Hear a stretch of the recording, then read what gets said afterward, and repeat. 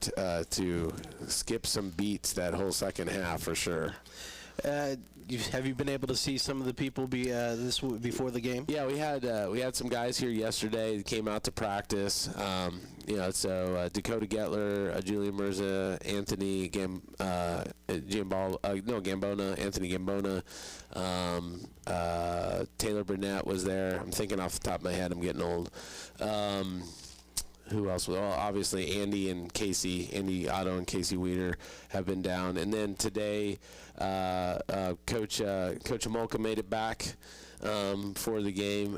Coach Smith was here, led our pregame chapel, and I've seen a couple of the other guys that have popped in. I think there's going to be, if everybody comes that says it's 24, and I've heard some other guys that might be coming down here. So it'll be good. It's good to touch base. It's one of those things as you get older. You really, when you see the guys, you just kind of remember a lot of things when they were here, and it's really cool to see those guys and see how they've grown up and see that they have kids or married or whatever they're doing in their lives right now, and they're being really successful at it. I think the only disappointment is Dakota Gettler got rid of the mullet. That's what I've heard. Yeah, well, he has to work now. Okay. And he does a pretty good job of what he does. So, the Banty Rooster has lost the mullet, but he looks good. Matter of fact, a couple of those guys that came out to practice, and I'm like, I think I got a couple extra jerseys. Let's see if we can sneak them in. Fielding Brenner is supposedly going to be back. Yeah. The last picture I saw of him, he looked like he could still. I think he could. I think he's maybe bigger than he was when he played. I mean, when it comes to more muscles, and he had a lot when he was playing. The fielding, I suppose he's going to be back, and so it's cool. It's cool to to hear of the guys and them coming back. Cy Kiefer saw him yesterday too, so there's going to be a lot of guys back. So this will be interesting. So we got the game. Obviously, we're going to recognize our seniors today. We got 14 seniors that will be they're playing their final home game here for us, and then we have a reception awards deal that we do on the last home game. Even though we got one more game left, we like to do it after our last home game. And then after that, we get together with the 09 team. So it'll be a long and exhausting day, but it'll be a fun day. And that's all that matters. And when it's all said and done with this one, we'll talk about a win. Yeah, I'm going to come up and talk about that and then move on to reception. Sounds like a fantastic idea. Awesome. Coach, thanks for joining us. We'll talk to you on Tuesday night. All right. That's head coach Kent Kessinger joining us here on the Fusion Alley, Ottawa University Braves pregame show. We'll take a break, and when we come back, we'll get you a look at the weather and the conference schedule for today. You're listening to us on 1220 and 103.7 FM KOFO. Hi, I'm Jack with Arvest Bank. My goal today? Land a sick trick on this bike. I'm okay. Maybe I should have let an expert help me accomplish my goal. And for your financial goals, Arvest is the expert. Free Blue Checking is a free account that lets you soar with no monthly fees holding you down. So apply today. When it comes to your finances, trust the experts. Trust Arvest. At Charmin, we heard you shouldn't talk about going to the bathroom in public, so we decided to sing about it. Get ultra strong for your South Pole. Charmin keeps your undies wetter than the North Pole. Shiny hiney, a brand new year. Come with us, Charmin. Happy New Year. May your holidays be Charmin, clean, merry, and bright. May all your undies be Charmin, clean white. Charmin Ultra Strong just cleans better. Enjoy the go with Charmin. For a really clean look, go with Onyx Shower Surrounds and Vanity Tops from Trendle Lumber, 1516 South Main in Ottawa. Fusion Alley, Ottawa University Braves pregame show rolls on here. I'm Bob Johnson. Casey Weeder will be joining us shortly as we get ready for the kickoff between the Friends Falcons and Ottawa University. It's going to be a action-packed game, but a lot going on this afternoon at Advent Health Field. We've got the celebration of the 2009 team. We also have a celebration. We're going to talk with Chancellor Kevin Eichner at halftime as just announced yesterday, I do believe, that we have a new practice facility that's going to be, and also not just practice facility, but also fixing up the baseball and softball facilities, where they will just be all turf. There'll be the sports turf like here at Advent Health Field, and this should be completed by the time that spring sports starts, and that's going to be an exciting thing for all the sports teams here. Of course, Madam Sports Construction, which is the national brand of Kansas Turf. It's a company that's owned by Jake Ferrand, who's an Ottawa University Braves student from 2001 to 2003 is when he went to school here. He was also on the football team, and now they're going to do full synthetic turf on the softball field, partial turf on the baseball field, which will include the infield and warning tracks, and then fully turfing the multi-purpose practice field over there at the Peters Sports Complex. So that's going to be exciting. We'll talk with Chancellor Eichner at half about that. It's an exciting time because Advent Health Field, anybody that uses this field to play on, whether it's lacrosse, soccer, football, even baseball and softball sometimes will be here on this turf. It's hard to get practices in sometimes, and it's been like with the football team, they have to go down to the old swamp and practice every so often. Well, now that's not going to be an issue. This is going to help free up and have some more spaces and make sure that teams are not practicing at 8, 9 o'clock at night, and so it's exciting times here. Plus also the Menard fund that was created. We had KOFO News had a story on that yesterday. So a lot of stuff going on here today, and just besides the football game. So it'll be a fun time, and I'm glad that you have joined us for it here as we get you close to the kickoff. Let's get you weather really quick here as it's going to be a beautiful day here in Ottawa at Advent Health Field. Right now, just some clouds to the east of us, little thin wispy clouds, blue sky, and expecting a high of 66. And by the time we kick off here, it should be in the low 60s. As we are doing this right now, it's 59. Humidity's at 42%. A little bit of a breeze out of the south at 8 miles per hour, but it really shouldn't cause too much of a problem this afternoon. And it will be a gorgeous day for football as everybody in the conference beginning to wind down the season. As a matter of fact, this is going to be Friends' final game of the regular season. They wrap it up here today. And let's take a look at the games that are on tap. All of them are going to be 1 o'clock kicks. St. Mary will be on the road at Bethel. The third-ranked Kansas Wesleyan Coyotes will take on the 23rd-ranked Sterling Warriors, and that should be the game of the afternoon right there in the conference, and we'll keep you posted on that throughout the afternoon. Sterling maybe steps up and nips Kansas Wesleyan. Sterling might find themselves in a good position to make the playoffs. And Avila is at Southwestern. Bethany is at McPherson. And that's your list of games here this afternoon in the KCAC, besides the one here at Advent Health Field, as Ottawa University looking to win their second straight game of the season for the first time this year. The Braves have spent a lot of time in between victories. The first one came back on September 7th in Southwestern, and then last week, finally getting off the schneid, the Ottawa University Braves beat St. Mary 39-3. Now they're looking to get the momentum going and keeping it going in that positive direction, and as they take on a tough Friends Falcons team here at Advent Health Field. We will take a break. When we come back, we will get you starting lineups. Also, we will hope to have Casey Weeder joining us as we take you up to the top of the hour between Ottawa University and Friends here on 1220 and 103.7 FM KOFO. As we watch the suburban garden gnome carefully without disturbing it, we notice that it moves like not at all. It's inanimate and utterly without brain function. But despite that, when a garden gnome hears about how Geico not only saves people money, but also gives them access to licensed agents 24/7 online and over the phone, it's clear to them you should switch. Because yes, switching to Geico is a no-brainer. But on second thoughts, maybe don't watch garden gnomes too carefully. People might talk. ABC Wednesday, country music's biggest night will make history. You are phenomenal. Carrie Underwood hosts the CMA Awards with special guest hosts Reba McEntire and Dolly Parton. Performances by Miranda Lambert, Keith Urban, Maren Morris. Plus, Garth Brooks with Blake Shelton, Lady Antebellum and Halsey, Pink and Chris Stapleton, and so much more. The CMA Awards live, Wednesday, 8/7 Central on ABC. Dieting is difficult. Hot yoga is hard. Spin class is tough, with a tough instructor. But you know what's easy? Taking the exact vitamins and supplements that are just right for you.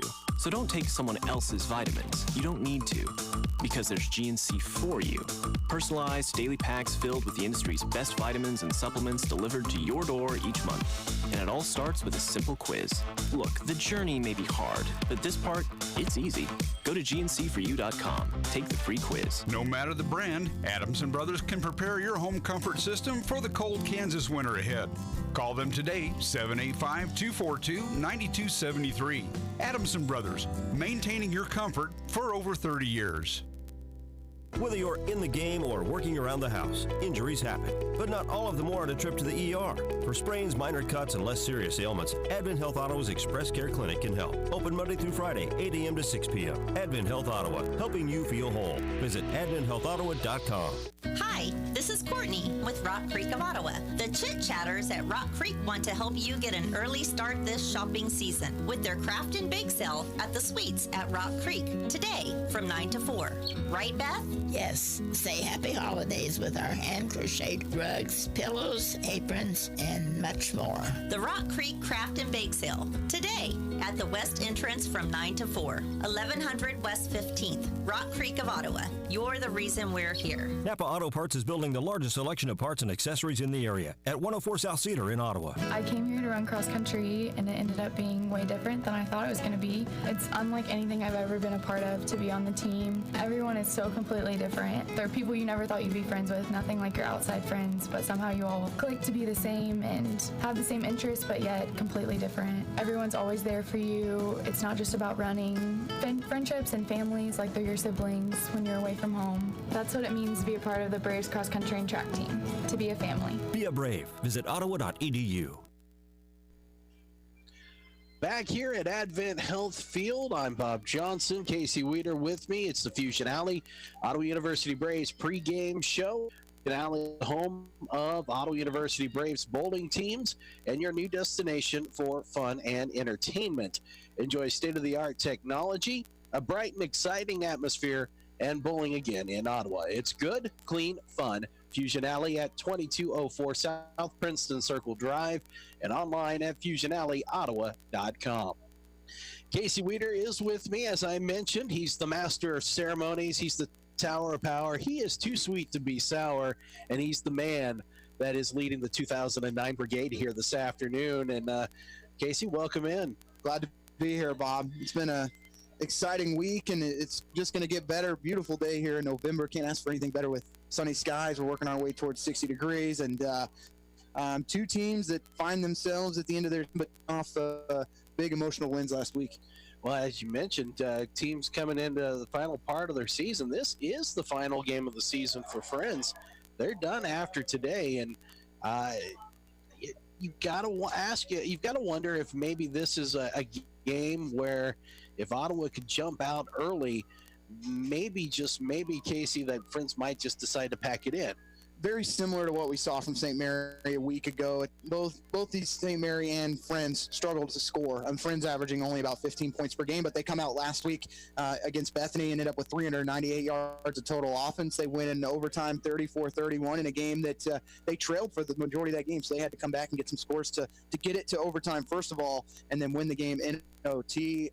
This team has really put a lot of the pressure on their defense for the majority of the year, and it falls on the shoulders of Jeremiah Farms, second in Division I in total sacks with 12, 25th in as a team, 25th in the nation in total sacks with 23, and they're in all kinds of defensive categories in the top 30.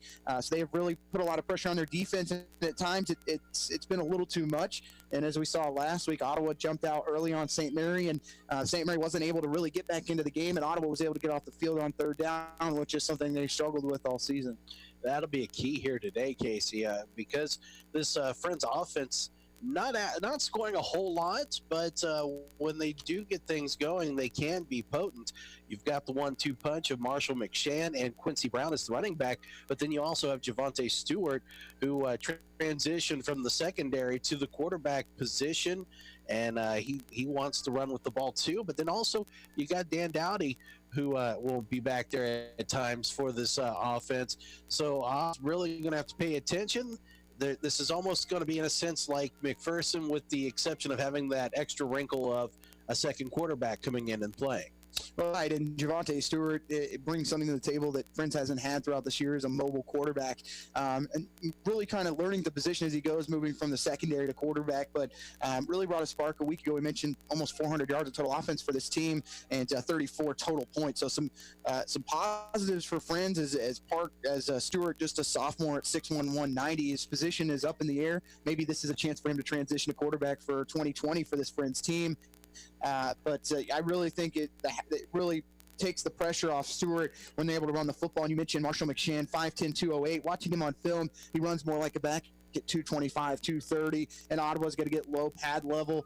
It falls on the shoulders of Colby Johnson, Matt Blankenship, and then that defensive line with McKinney and Garcia up front to try and get some penetration early on and keep him from going north and south. This player that has had some big games this season. You look back at the win they had over St. Mary, he really controlled the ground game, and then right behind him is Quincy Brown, the senior, at 6'2", 208, so another heavy, thick running back that Ottawa's going to have to deal with. And the best way to get Friends in trouble today is to force them into third and long, where they have to put the ball in the air.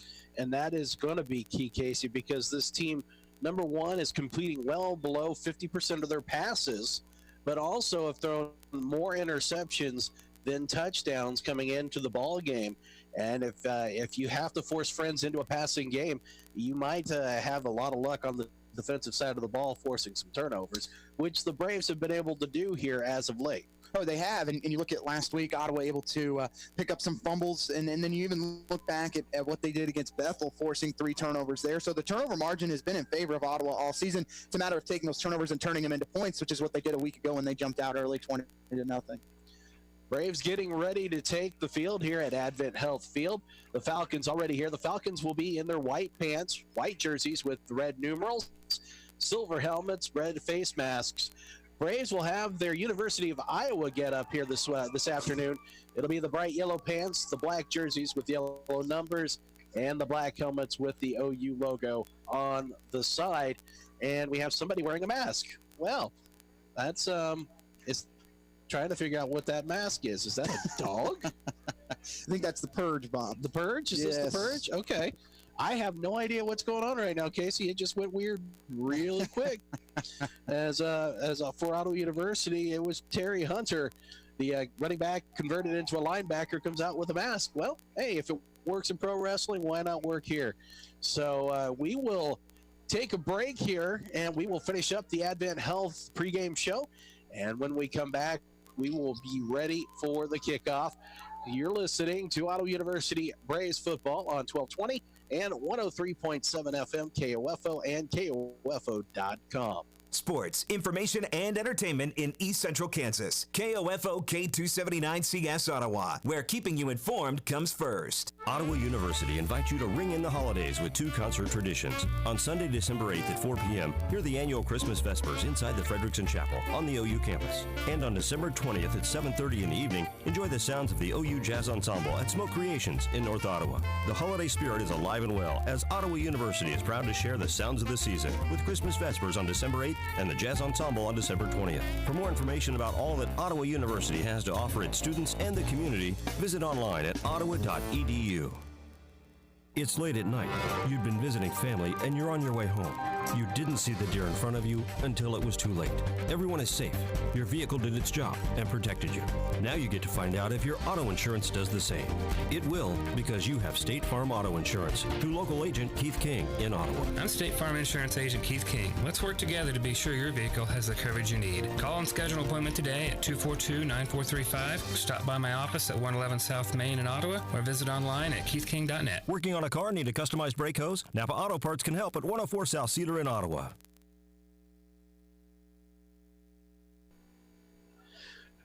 Back here at Advent Health Field, the Falcons won the toss. They will defer And so Ottawa will get the ball to start the ball game here this afternoon. And really, there's not a poor choice on which way to go. Flag's not moving a whole lot, under 5 miles an hour. Don't feel it a whole lot when you're standing on the field. So Ottawa with the opportunity to get the football first. And, all season Ottawa scored on that first drive to start games. And then last week they come out, go 3 and out. Actually turned out to be a good omen as they end up winning the football game. So I'd like to see Ottawa get off to a better start on drive number 1. And it's without Colton Davis today, we're going to see who is going to step up, whether that's Michael Amayo or maybe Dylan Foose has another massive game. And then you also look at potentially Greg McMahon and Jordan Hobson getting into the mix. So someone is going to have to step up and make some plays today without Colton Davis. Well, Kareem Powell did a good job last week. This might be a week for Stephon Sanders to step up also and get something going. So there's plenty of talent out there. It's just going to be who decides to do it this week for Ottawa University. But Casey, as you mentioned, that front four for the Falcons, it's going to be some tough sledding for this Braves offense. Well, Jeremiah Farms, who's going to be a first-team all-conference player, potentially All-American at 6'3", 274. Jordan Brookins at 6 foot, 305. Robert Garcia, 5'11", 255, and Adam Brown at 6 foot, 240. Lots of size up front. It's going to be tough to move them. Maybe some misdirection in the passing game, and then also try and run off the tackles a little bit in the running game. Nick Navarro will send a low line drive kick. It'll be taken by an up back at around the 34. He will chug forward for about 3 yards up to about the 37, and that's where Ottawa University will start out with the football with 14:56 to go first quarter. And we'll see if Foose maybe works a little bit more out of the slot today. Looks like they are going to come out with Hobson at tight end and then work out with Amayo. So just a 2 receiver set here, and with the 1 tight end on the strong left side. Foose will be to the near side, Amayo to the far side, Johnson to the right of Kagi in shotgun. Kagi will come out, sling it quickly. It'll be caught at the 43. Foose will button hook away around the 45 and up to the 47 here on the near side and gain 9 on first down. Yeah, Drake Damon, the corner here on his right side, number 22, 5'9", 185 out of Goddard, Kansas. Just giving a lot of space there to Foose on that 7-yard hitch that ends up going for 9. So again, they'll sling it out. It'll be caught. That's going to be far side of the field. First down yardage into Friends territory across the 45, right at the hash marks Foose is, and all the way to the 44 of the Falcons. Yeah, that's soft coverage on the outside. The safety that time sitting 10 yards off, and Foose just runs a little 5-yard out, and Ottawa's into Friends territory. So it'll be 1st and 10 from the 44. Handoff Johnson. Johnson spins around at the line, and he will be brought down. Gain of a yard to the 43 right up the middle. Adam Brown there to make the tackle along with Jordan Brookins. And Johnson's not going to be able to dance around much today, Bob. He's got to get north and south and pick up what he can. This is the Prince defensive line that has done a great job stopping the run this season. So 2 will split out to the near side. Powell is one of them. 1 to the far side. Again, a handoff. Devin Johnson finds a crease. He will pull forward across the 40 and finally be brought down at the 38 of the Falcons for a gain of... looks like 7. And he was stopped for about a 3-yard gain there. Just kept turning the legs. Offensive line gave him a nice push, and now you get yourself into 3rd and manageable here. So 3rd down and about 3. It'll be swung here to the near side. Pass intended. That looked like it was for Jordan Hobson, the tight end. Bounces off his hands, incomplete. And he would have been short, Bob, by about 2 yards on that one as Kareem Powell will check in for Hobson. Ottawa going for it here, as they'll be with 4 wide, make it 5 wides, as they will get Sanders into the game as well. So it'll be 4th and 4 from the 38. We'll have 2 to the near side, 2 to the far side. Johnson the back to the left of Kagi. Ball at the far hash. 13:28 to play first quarter, no score. Kagi has time, now rolls out to the near side. He's in some trouble. He's going to get rid of it, finds a man, and it's almost picked off, as it was the strong safety, Sonny Brown, who got his hands on it, and the Braves will turn it over on downs. David Acau putting the pressure along with Robert Garcia, and Ottawa turns it over, but I like the call there by Coach K. You're able to move the ball from your own 35 into Friends territory and went away from those short hitch routes that Friends is just playing some soft coverage in the safety and corner position. Like to see him go back to that, but the issue's been all season is that when those plays break down, guys aren't continuing to run their routes. You've got to continue to try and get open and keep your quarterback from getting killed. So the Falcons will go with a Kind of a flex bone look here.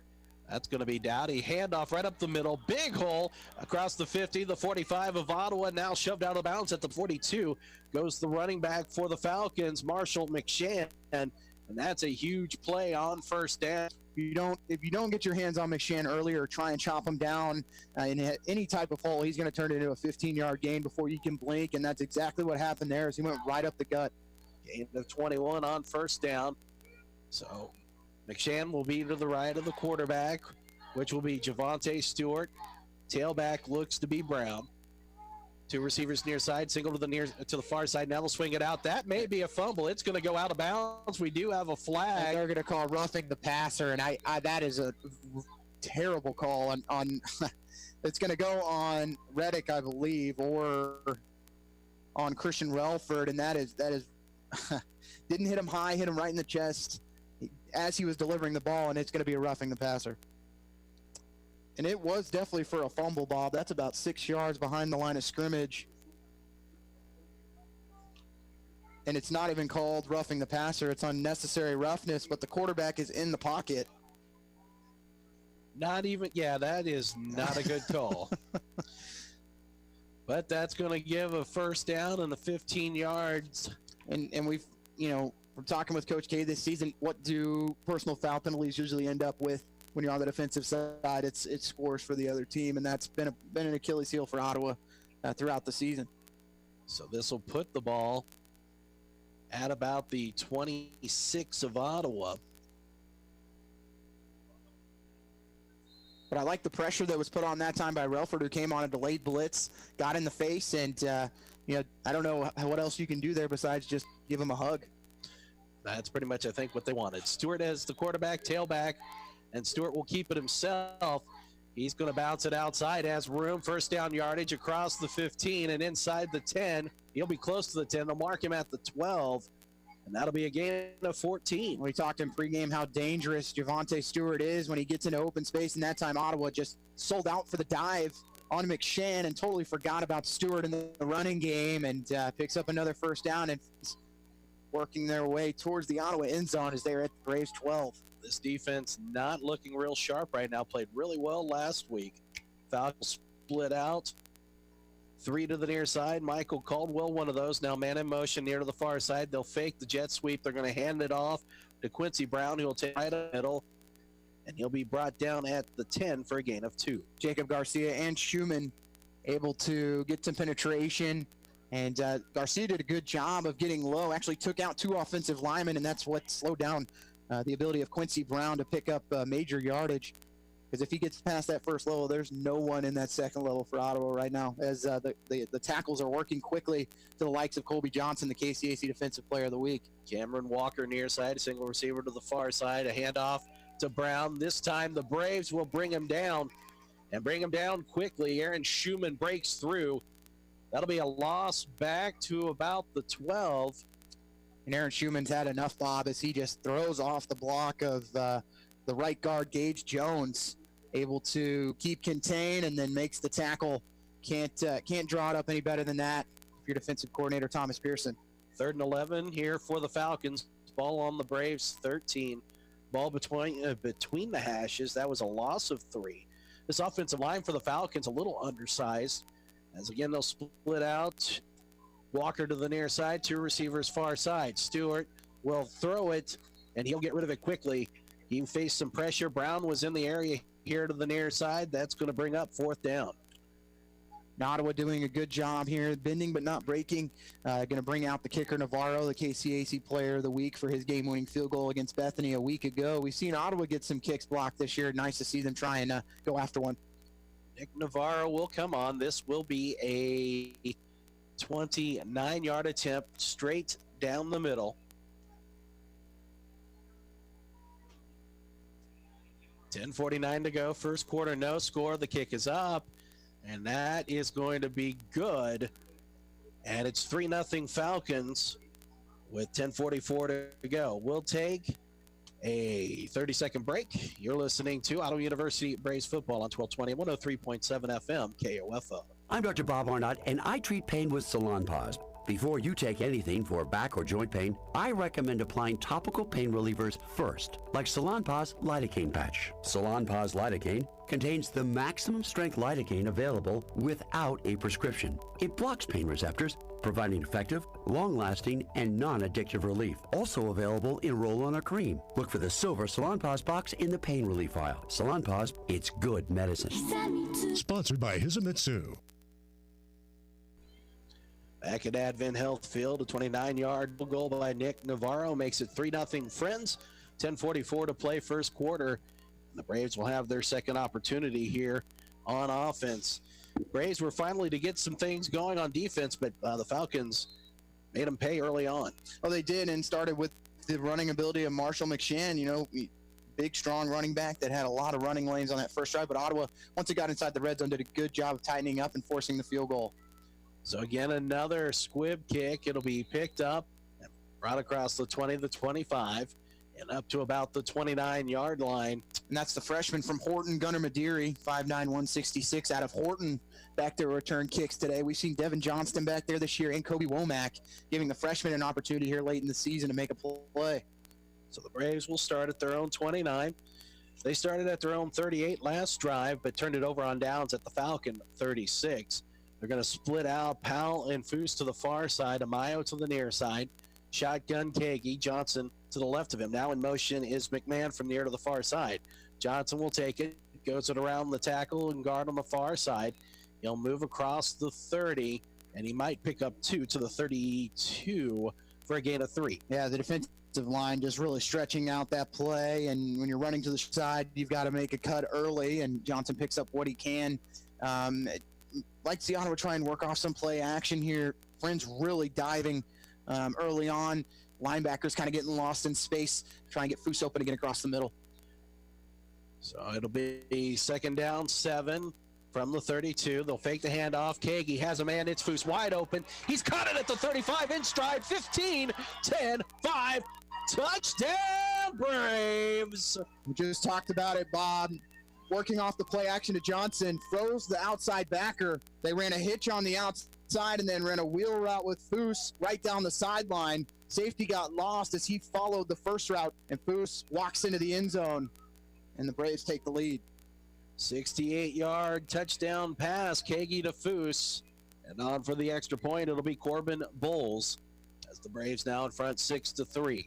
Foose with all 3 receptions now for the Braves to start this one. And I have a feeling he's going to have a few more. So the Braves moving from south to north, right to left. Snap is good. Kick is up. And it will go through the tubes. And it's 7-3 Ottawa with 10-11 to play first quarter. We'll keep it here. And nice two-play drive there, Casey, for Ottawa.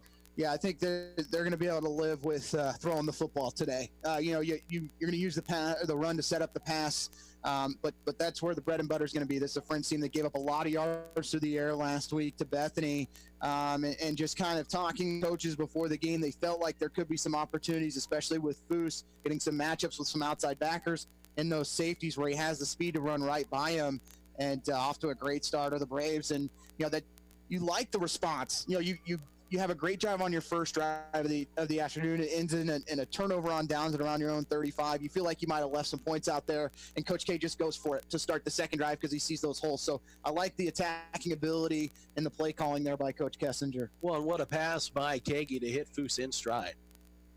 That was perfect right there, and really, I think was the key on that play.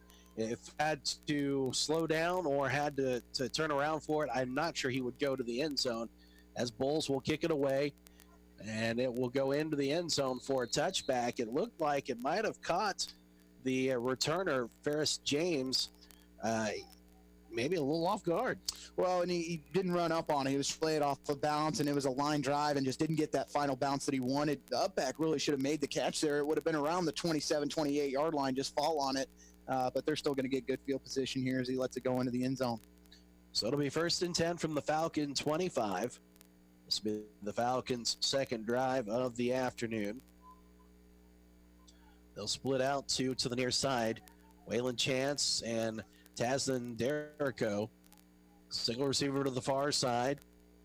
Looks to be Stewart in the backfield. He's going to swing it quickly. It'll be caught at the 30 and pushing forward across the 35 and out of bounds at the 36 goes the receiver. It looks like that was Tyson Love. Yeah, Wheeler playing about 6 yards off that time, and Friends taking a play out of Ottawa's book there, just throwing the quick hitch, and they got good size on the edges with these Friends receivers. Just got to find a way to get it to him, and it didn't look pretty coming out of the hands of Jonte Stewart, but he got it out to him, and that's all you need for these receivers to make some plays. A gain of 11 to the 36 of the Falcons. Ball at the far hash. Twin receivers near side. Stewart, shotgun, will hand that off right up the middle. Goes the tailback. That looked like it may have been McShan. We'll double check. Nice job by Leland McKinney to get back and make the tackle. McShan actually ran right by him, but Blankenship made the initial hit, and it's going to take gang tackling today, Bob. McShan's not going to go down with arm tackles, or you're going to have to go low and try and chop him at the legs. He's just too strong up top to take down with 1 or 2 guys. And that actually was Brown, who will be the tailback again. Gain of 3, second down 7 from the 39 of the Falcons. They'll hand it off once again to Brown, but busting through for Ottawa. It'll be a loss as Brown brought down behind the line of scrimmage, behind the left tackle. And again, that is Aaron Schumann, Leland McKinney. I believe that's Carlos Taylor Jr. in the game. And Ottawa going to make some subs here. They'll bring in Keith Waltrip as Relford will take his seat. So Ottawa getting a nickel package in here on 3rd and long. Loss of 1 there. It'll make it 3rd and 8 from the 38 of the Falcons. Single receiver to the near side is Caldwell. 2 to the far side. Shotgun Stewart. He's going to have Brown to the right of him. Ball at the far hash. Stewart in trouble. Swings it out here to the near side. It's going to be caught by the running back, Brown. And he's going to be tripped up and brought down at the 40 of the Falcons. A gain of 2.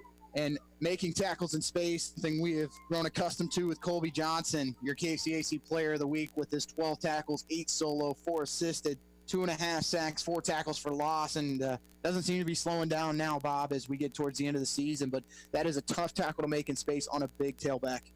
You know, it was a tough tackle, but executed well as Nick Navarro will come back out onto the field and punt it. Foose will be back along with the second returner. Foose will be to the far side at about the 24. Kick is away, high kick, angled here to the near side. Fair catch called for by Johnston, and he's able to come up with it, but not before scaring a lot of people as he was surrounded by several Falcons. Yeah, I think I might stop breathing for a second there, Bob. That's one that, as a returner, you really want to try and get under it first. You don't want to have a situation where you fall forward, because that's when it drops between the breadbasket, and bad things happen, especially when you're surrounded by 4 defenders. So in that situation, that close to the sideline, just let that one go. He's punting into the wind anyways. It's not going to bounce for another 15, 20 yards, but Johnson did a good job to make the grab. So 1st and 10 from the Braves, 35. 2 receivers far side, 1 to the near side. It'll be Kagi, play action. He rolls out far side, faces some pressure. He's going to keep it himself. He's going to take a little bit of a hit, but he's going to be brought down near the 40. That's going to be, they'll mark him at the 39, a gain of 4. Yeah, taking a little bit of a hit is putting it nicely, Bob. Robert Garcia, the defensive tackle, tracked him all the way from the backside defensive tackle position, ran right down the line and put a nice shot on Kagi, who just tried to pick up what he could. And you know, when that 6'7" frame just leans forward, it's good for 3 or 4 yards. Powell to the far side, 2 receivers near side, including Foose in the slot. Shotgun, Kagi, Johnson in the backfield. We'll swing it out here to the near side. It's going to be caught by the tight end, McMahon. He had to dive for it like Superman, but he able to get it at the 42. That'll be a gain of 3. Yeah, going into this season and into camp, Greg McMahon, a player that this team has really been excited about going forward for next year as well. But many have set best hands on the team, and we've seen him this year make some tremendous grabs, and that time laying out to pick up a couple yards and get it to 3rd and short. 3rd and 3 from the 42 of Ottawa. 3 receivers far side. Johnson to the right of Kagi. Ball at the near hash. Kagi in trouble. He's going to be sacked at the 33. Coming through on that one, that was Kevin McKenzie from Kyoto, Oklahoma, the junior, able to cause a big loss, and the Braves will have to punt, as that's a loss all the way back to the 33. Yeah, too many deep routes that time for the Braves. Kagi had a little bit of time, but he was trying to go deep. That's when you only need 5 yards, 3 to 5 yards to pick up the first down, and his pocket collapsed around him, and pressure brought by the Falcons, and they respond after Ottawa forces a 3 and out. They get one of their own. Loss of 9 on the play. Kagi back to punt, And it'll be a tomahawk chop of a kick that's going to roll past the 20 all the way down. And it's going to be picked up inside the 5 at the 2. And the Braves will corner him. He'll get out past the 10, but he won't get any further than about the 12, maybe the 13, as the Braves special teams are able to finally catch up with them. But boy, that was lucky. It could have been a real big disaster there. Zach Cousins with the tackle for the Braves. And what a punt by K. Bob, just kept going, and the returner kind of got tackled awkwardly on that left leg as it just got caught under him. And that is going to bring out the trainers, as the returner on that play for the Falcons was Sherman Arthur, the 5'11" senior defensive back from Los Angeles, California. And he's slow to get up, was actually trying to run back to the Friends sideline and just kind of decided he was going to take a seat. Hopefully he is going to be okay. They're going to take a look at him here. It looks like it may be something with the left on the left side. It could, and it looked almost similar to what happened to Colton Davis last week, Casey, with the way that the ankle was. And Colton, of course, not playing this afternoon. He rolled his ankle, hoping to be back next week. Coach Kessinger did mention that Colton wanted to really go today, but they decided to hold him out just to be safe. That is a 18-year-old telling you that he's okay. I tell you what, if he's a junior or senior, he's probably thinking a little bit different. But right now, he wants to be on the field as much as possible, the way that he has contributed to this team over the last 7-8 weeks of the year. So, like to see him come back next. Some guys have got to step up, and so far it's been Dylan Foose. We mentioned Stephon Sanders, and there's some other guys out there today that you would like to see make some plays. But what a way to flip the field by Connor Kagi to help himself out in that offense, and maybe the defense can come up with a big turnover here and give him a short field. So from the Braves 33 all the way down to the Falcon 13, that's where they will start out on this possession. And we'll see what the Braves defense dials up. As coming back out, it will be Stewart. He will have to the left of him, that looks to be Brown. And the Falcons will line up 3 receivers to the far side, including Caleb Fink. There will be a single receiver here to the near side. That may be Derrico. Stewart shotgun, fakes the handoff, wants to throw it. A quick little hit right around the 20 will be caught, and up near the 25 will go the receiver. And making that catch was Fink. And Ottawa really king on the run that time, as Fink just ran a 5-yard hitch and sat right about 10, and it turned into be about a 10-yard gain, enough for a first down. But Ottawa running zone that time, and he just got right behind the outside backer on that right-hand side and just sat down and gets enough for a first and gets him out of the shadow of their end zone. Fink here to the near side. A second receiver also will join him. Tailback will be Brown. Pistol look for the Falcons. Now man in motion near to the far side. They're going to hand it off. Right up the middle goes Brown. Finds a hole. He crosses the 30. Passes the 35. Still on his feet at the 40. And finally gang tackled at the 42 of the Falcons. And that is what you have to worry about as a defense, is if you aren't getting any penetration up front and holes start to happen, these running backs are too big to try and bring down in space a lot of times going forward. So, nice job by Saad Ali to come up and make the play. But at that point, you're 12, 15 yards downfield, and you don't have any friends back there to make the play with you. Gain of 17. First and 10 from the Falcon 42. They're going to fake the handoff. Stewart's going to lay it out. Caught perfectly right at about the 45 and down to the Braves 40. And making that reception was the tight end, Robert Maxson. A nice little play there, and now the Falcons in the Braves territory at the 40. And with every completion that Javonte Stewart has going forward the rest of today, that continue to see him grow as a passer and continue to get some experience out there and make plays. So Ottawa's got to find a way to get some pressure on him when he does throw the football. Gain of 18, first and 10 from the 40 of Ottawa. 4:30 left to play. Stewart will swing it out to the far side. It's caught at the 35, now up to the 30, and near the first down marker and past it. It goes to the 29, and on that reception for the Falcons, that was Ferris James, a running back. Ottawa trying to get some subs in there. We'll bring back McKinney, Garcia, and Schumann to try and put some pressure, but the confidence for Javonte Stewart is sky high as he's completed his last 3. So a gain of 11, first and 10 from the Braves 29, ball at the far hash. Stewart, 2 receivers near side, 1 to the far side. They'll throw it out. It'll be caught by the tailback who swung out to the far side, McShann. He's up across the 25, and he's at the 20 where he'll be knocked out of bounds. He'll be just shy of the first down. For a guy who hasn't played much quarterback throughout the year, Devontae Stewart now 6 of 7 to start this game, averaging over 9 yards a pass, and it's just easy swing routes, pitch routes, and curls right now. Is Ottawa just not looking like they're wanting to get after the quarterback here early on? Dawson Markham, 2 other receivers near side, one to the far side, handoff. That's going to be going to the tailback, McShann, and he will move near to the 15. Looks like his forward progress stopped at the 16. And that'll be plenty for a first down, as the Falcons have taken it from inside their own 15 and have marched it right down the field deep into Ottawa territory. 7-3 Braves, 3:30 left to go here in the first quarter. It'll be 1st and 10 from the Braves 16. 3 receivers far side. Stewart shotgun to the left of him, McShann. Ball will be between the hashes at the 16. Stewart's going to keep it himself. Nice job on the fake. He's up past the 10. He's going to be close to first down yardage, and I think he has it at the 7 on the far side of the field.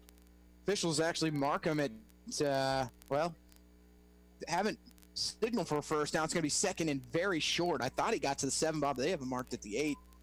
But again, Ottawa just not reading it correctly. As Stewart onto it, they're crashing in, not keeping any contain on the outside. And you've got it. You're playing off your keys, very similar to what we saw against Bethel a couple weeks ago. It'll be 2nd and 1 at the 7. Single receivers both sides of the field. Stewart, you'll have McShann at tailback. Fake the jet sweep. They're going to hand it off. Bounces it out here to the near side is McShann, and he's going to be brought back for a loss.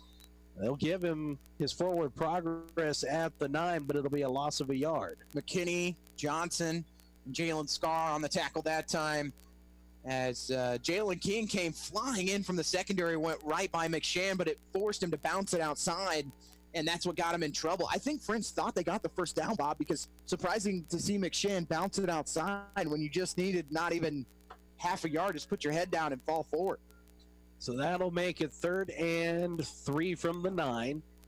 This time the ball will be at the near hash. And we'll split out one to the near side. That's going to be Love. And now a timeout called for as the play clock running out. So 1:51 to go, first quarter. We'll take it with them. Braves up 7-3 and a 30-second break. You're listening to Ottawa University Braves football on 1220 and 103.7 FM KOFO. What it means to be an OU Brave is to be yourself. What I've learned here is I've created memories with friends, and I was actually really comfortable being in my own skin here. Everybody has their own personality, and we're all unique here, just trying to live significant lives. And I think I'm going to leave here with an imprint that will last forever and that I can hold on to and look back at and laugh at and see that I not only learned something, but I created friendships and memories that will always stick with me. That's what it means to be brave, to be yourself. Be a Brave. Visit ottawa.edu.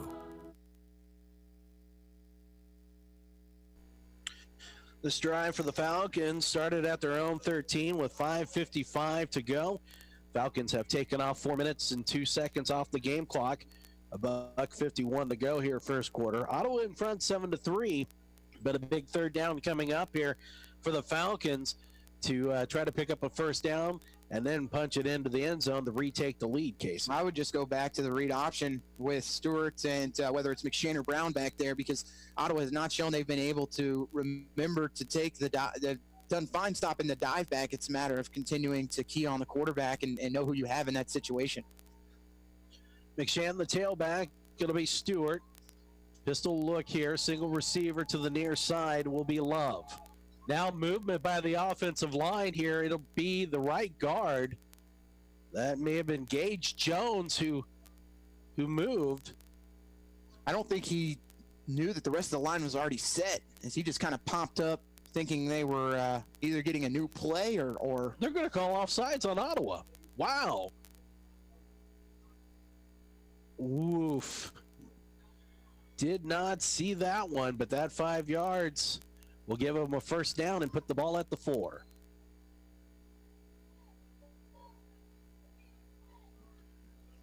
So now 1st and goal from the 4 for the Falcons.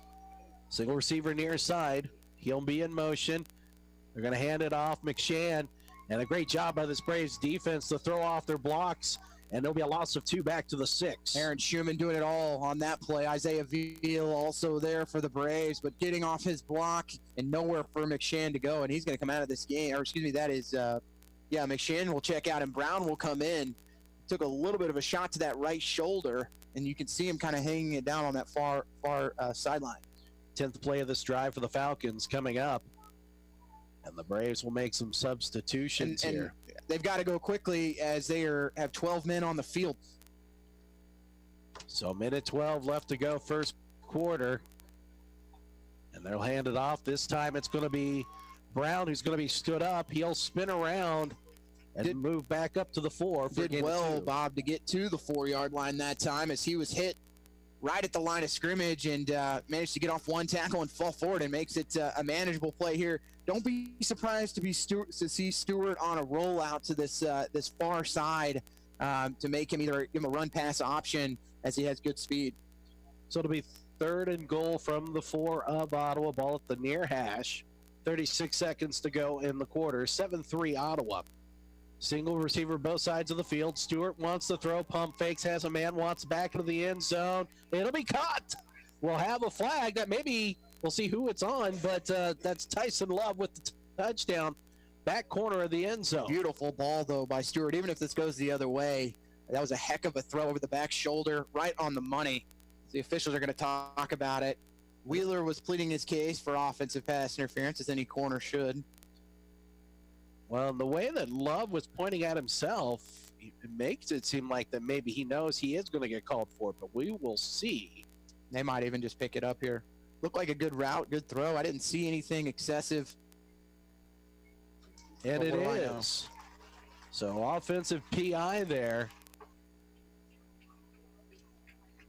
Well, that flag came out quickly, though, Casey. The official was in good position.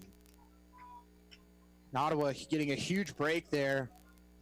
And they've got to find a way to get some kind of pressure in Stewart's face. On the first 2 drives of the afternoon, did a good job of at least putting hands up, getting a hand in the face, putting some kind of pressure on him. But since then, they've just thrown a lot of short routes and then found a way to really put no pressure on him at all at this juncture. 3rd and goal from the 19 now after the 15-yard penalty. Stewart's in trouble. He's going to run with it, bounces off of his own player, now brings it here to the near side, has a man back of the end zone. It's off the hands, incomplete. What an effort by Stewart to keep the play alive. Had a receiver in the back of the end zone, just went right through his hands as that one was intended for number 22, Drake Damon, in the back corner. Just couldn't haul it in. And Ottawa's going to force another field goal attempt here by Navarro. This time it will be a 36-yard attempt by Navarro. Be at the near hash. Snap is good. Placement's good. The kick is away. It's hooking, and it's no good. Wide left. And so the defense will hold. But they do get bailed out on the offensive PI that was called on Tyson Love. And so the score will stay 7-3. Ottawa in front with 9 seconds to go first quarter. And the Braves will take over at their own 19. And now this offense needs to give this defense a break because they've been on the field for well over 5 minutes of game time. And I think that number could be wrong, Bob. And it's got to be more than that. I'm thinking closer to 10. Well, just on that drive alone. Yeah, that's what it shows on the stats that it's at 5 for the total, but it's definitely more than that. So Kagi will be in shotgun. Johnson to the left. 2 receivers. Now Foose in motion from near to the far side. We'll make it 2 receivers far side. Kagi looks, throws, fires, wants to go over the middle, looking for Kareem Powell.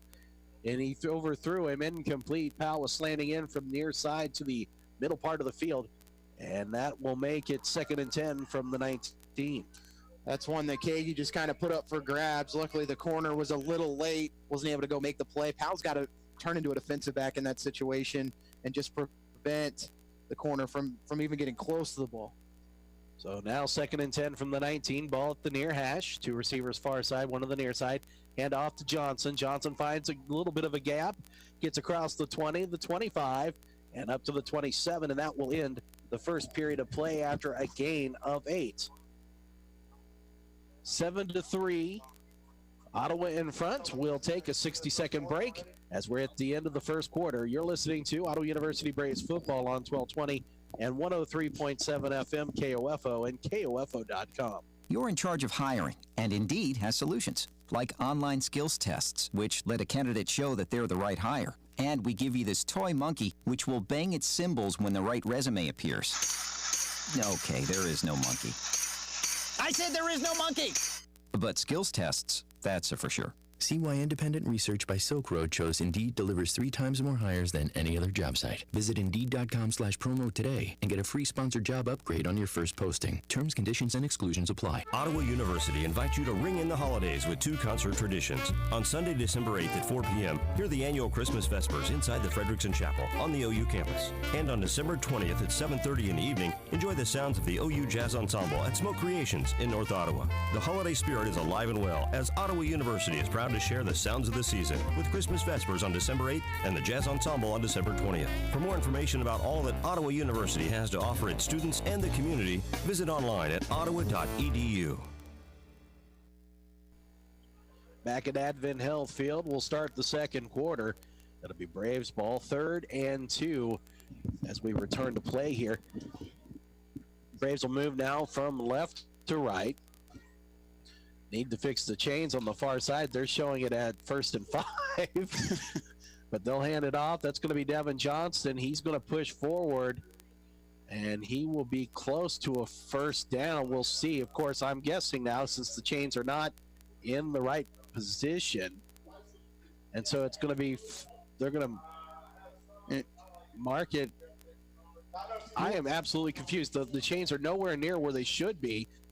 They pushed it up to the 28. That's only a gain of 1, so it would be 4th and 1. The chains are definitely off because it was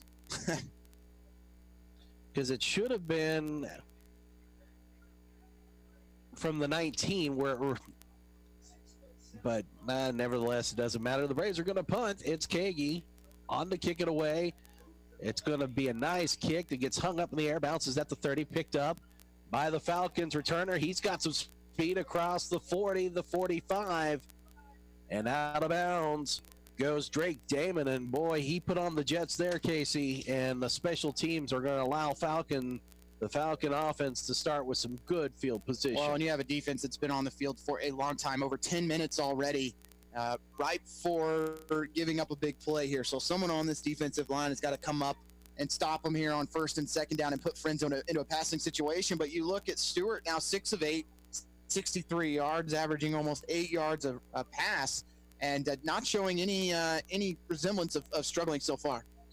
So it'll be 1st and 10 from the 50. 2 receivers, 1 to the far side, 1 to the near side, and they were going to go for a jet sweep. There was a fumble. The Braves may have it as there was a problem handing it off to Caldwell, who couldn't hang on to it from Stewart. And I think Stewart actually got it back, Bob. He was the first one to dive in for the Falcons.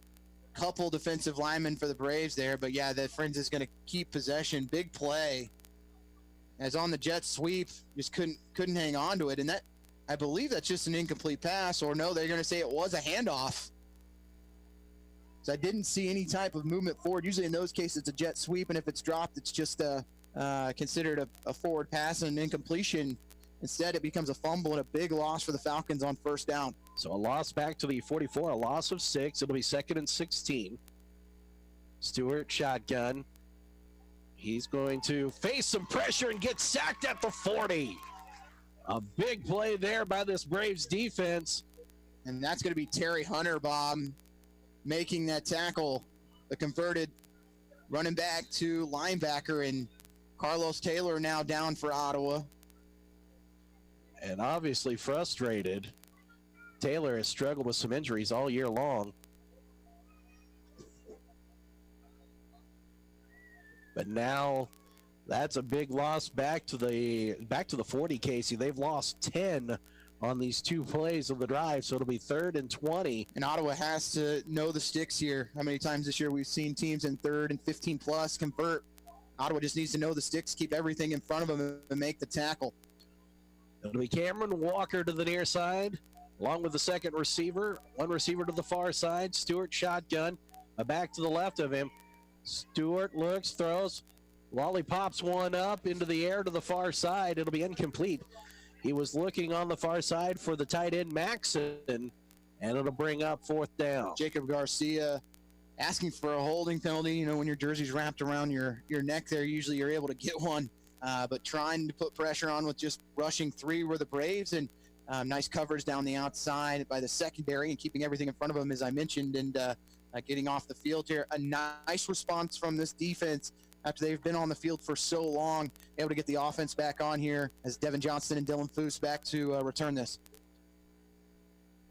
So Navarro will punt. Kick is away. Spiraling kick. It'll be fair caught at the 30 of Ottawa on the far side of the field by Johnson. So the Braves will get the ball back with 12:47 to play in the half. 7-3 the score.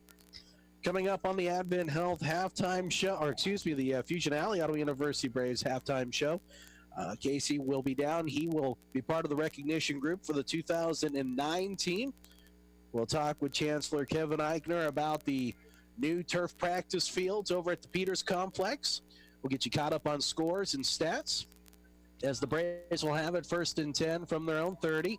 3 receivers near side, 2 to the far side, and quickly a little dump off pass here to the near side, and it was Foose that was the intended receiver, and it was Jason Weah who just mauled him like a bear. Yeah, Weah did a good job not getting any contact on Foose, just stuck his hand in there and knocked it away. Kagi telegraphed that one just a little bit, and Weah was waiting for it. So 2nd and 10 from the 30. Kagi will send a bubble screen. It'll be caught by Powell, and he's going to get back to the line of scrimmage, and that's it as the Falcons read that one quickly. Weah again makes the play, back-to-back plays, and no one even getting a hand on Weah, left open in space, and Powell had nowhere to go. The Braves find themselves in 3rd and long again. Very quickly a 3rd and long. 3rd and 10 from the 30 of Ottawa. Empty backfield, Twins far side. Trips to the near side, including Foose and Powell. And now the Falcons looking to bring some pressure. Kagi dumps it off, a little crossing route, far side, caught by Powell at the 35, the 40, spins around, has 1st down yardage, drags 2 players with him up to the 44, and a good job there by Powell to find them open room and then make something of it. Shows that strength of Kareem Powell, the biggest receiver on this team, and when he made that catch, he was only about 8 yards downfield, but knew he had to get forward, went right down the hash, and picks up enough. Gain of 14, ball at the 44 of Ottawa, 1st and 10, 11:50 to play in the half. 7-3 Braves. Trip to receivers far side, single looks to be Foose. Johnson to the left of Kagi, shotgun. Ball is at the near hash, Kagi with time, the pocket's there now, decides to roll out near side. He's going to find the man, it'll be caught here near side as Johnson gets into the Falcon territory, and at the 41, he'll be knocked out of bounds. Johnson has grown as a pass catcher this season out of the backfield. It started with those matchups against Kansas Wesleyan early on, and he's just gotten better and better as a route runner on this team. And I mentioned guys continuing to extend plays, continue to run your route, and in that case, he finds himself open, and Kagi finds him. 1st and 10 from the Falcon 41, handoff down to Johnson, bounces it outside. He makes a little bit of room, but he will be brought down at the 37.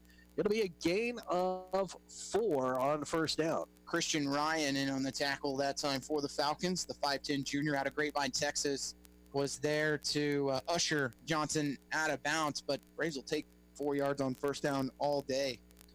So it'll be 2nd and 6 from the, well, they'll mark him at the 38, so 2nd and 7. Quickly, Kagi was looking for Amayo, but it looks to be some miscommunication between the two.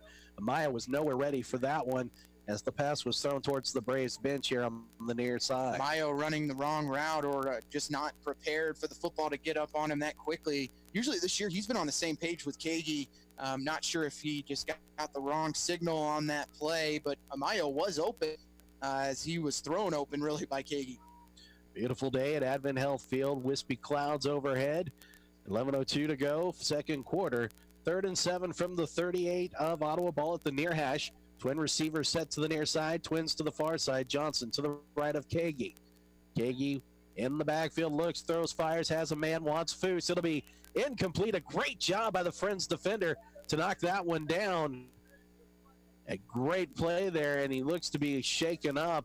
Does the defender? Let's see who that was. That's Christian Ryan again from his safety position, but Foose unfortunately unable to make the grab as Kagi threw it on his back shoulder, almost turned into an interception. Ottawa's going to go for it quickly here on 4th down. It'll be a pooch kick. Kagi with a nice little love tap. It's going to bounce at the 15, and Amayo will just grab a hold of it there. 10:50 to play in the half. 7-3 Ottawa. It'll be Falcons' opportunity to have the ball again. And this offense really now in a frustrating well, Coach K and Kagi having some words, Bob, after that drive. As you saw Coach K not happy, wanting that ball to be snapped much earlier on 3rd down. His Friends was way out of position, and it took too long to run the play. And right now he's continuing to talk with Kagi here on the near sideline. So for the Braves offense, though, is grounded to a halt since that second drive. Only 118 yards passing, 15 yards rushing. Friends with 118 total yards of offense, 63 passing, and 55 rushing. And now we'll have an official's timeout.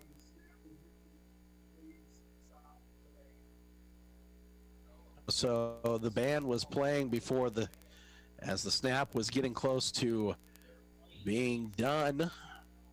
So single receivers, both sides of the field. Stewart's going to sling it out quickly. He had a little extra mustard on that one there, Casey, as it was intended for Dawson Markham, the running back, and he couldn't hang on to it. I hummed it in there as Markham didn't whip his head around quick enough, got his hands on it, and usually that's one you got to bring in, but threw it like a bullet coming out of the backfield. So 2nd and 10 for the Falcons from their own 15, ball at the near hash. They'll split out 2 receivers, far side shotgun. Stewart going to hand that off and trying to take it between the guard and tackle on the far side of the line. And that looked like that may have been Brown. He got snuffed out quickly. No gain. And Aaron Schumann, Bob, looking dominant today. Again, first one there for the Braves from his defensive end position and taking on double teams right now and splitting them at ease and forcing a 3rd and long. Schumann has been a revelation for this Braves defense all year long. Not a single senior starting on this defensive line this year. Chance and Derrico near side, single receiver far side. Stewart has to throw 3rd and 10 from the 15. He's going to be brought down inside the 10 as he faced pressure, and he'll be brought down at the 8. Yeah, Dion Williams, the junior, 6'2", 171 out of Carson, California, came on the delayed blitz off that right edge, able to finish off Stewart. And what a series by the Braves defense, who has been up to the challenge here in the 2nd quarter, even though they've been on the field for over 11 minutes. So a 3 and out there by this Falcon offense with 9:37 to play in the half. 7-3 Ottawa. It's been a defensive contest so far. And Navarro back on the punt. He'll be punting from about 8 yards in his end zone. Foose near side. Johnston to the far side. Kick is away. It'll be taken by Foose at the 41 of the Falcons. And he will be stood up at the 35 and brought down. But great field position for Ottawa on this drive. Oh, a nice open field tackle that time for the Falcons. That's Josh Gilchrist, the 5'10 senior out of Wichita, transfer from Fort Scott, who plants Foose at the 35. I thought he was going to go for big yards there. Had some good blocks in front of him. Good open field tackle to keep it just to the Falcon 35-yard line. At that place next year, there will be a Foose tree. He was planted so hard. Foose will split out to the far side. A single receiver over there. That may be it is Stephon Sanders. Single receiver Amayo near side. Johnson in that backfield. He'll take the handoff from Kagi. He'll take it around the far side, and he'll move up near the 30. Looks like they'll mark him at the 31 for a gain of 4. Sonny Brown able to cut the legs out from Johnson, but I like the ability to get outside by Johnson. I know Coach K sometimes gives him a hard time about his speed getting to the outside, but that time puts 1 foot in the ground, bounces it outside, and picks up 5. Foose far side. It's going to be Sanders and Amayo near side. Shotgun Kagi. Johnson to the left side of Kagi. Kagi's going to dump it off. Was looking for Johnson, and it looks like Johnson wasn't ready for it. It'll bring up 3rd down. Kagi not happy with himself on that throw. Just a little bit at the shoelaces. That's one you just got to put on the numbers. No one out there to defend Johnson. If he makes that grab, he easily picks up the first down. And now Ottawa making some subs on the offensive line. And a timeout's going to be taken by Coach Kessinger. We'll take it with him. 8:38 to play, first half, 7-3 Ottawa. A 30-second break. You're listening to Ottawa University Braves football on 1220 and 103.7 FM KOFO. I came here to run cross country, and it ended up being way different than I thought it was going to be. It's unlike anything I've ever been a part of to be on the team. Everyone is so completely different. There are people you never thought you'd be friends with, nothing like your outside friends, but somehow you all click to be the same and have the same interests, but yet completely different. Everyone's always there for you. It's not just about running. Friendships and families, like they're your siblings when you're away from home. That's what it means to be a part of the Braves cross country and track team, to be a family. Be a Brave. Visit ottawa.edu. Over on KOFO.com, we have first-round action of the KCAC soccer tournament. The Lady Braves are 3-0 to Friends at the half. And here at Advent Health Field, it's 7-3 Ottawa over Friends with 8:38 to go here in the first half. Bob Johnson, Casey Weeder with you. It'll be 3rd and 6 for Ottawa from the 31 of the Falcons. Ball at the far hash. They'll split out. 2 receivers to the near side. And there'll be Johnson in the backfield. Kagi looks, floats one. That looked like a wounded duck. It's going to be picked off at the 15. And now up across the 20, the 25, the 30 here to the near side. Up to the 40, the 45 at the 50, and now into Braves territory. And pick off there by the Falcons. Nick Watt. And a big mistake there by Connor Kagi as he just let that one float. And there is a flag in the secondary. And Foose was being held. I just worry that this one might not have, the pass wasn't even in the vicinity. It can't be pass interference. It's got to be a defensive holding, if anything, but it's flag sitting at around the 10-yard line. Well, if that's, and it is, it's going to bail out Ottawa. Yeah, and I don't know what Kagi saw or who ran the wrong route, but there was not a Brave within 20 yards. Well, that ball looked like it was not intended to go in that direction, the way it came out of his hands, and then the way it just floated.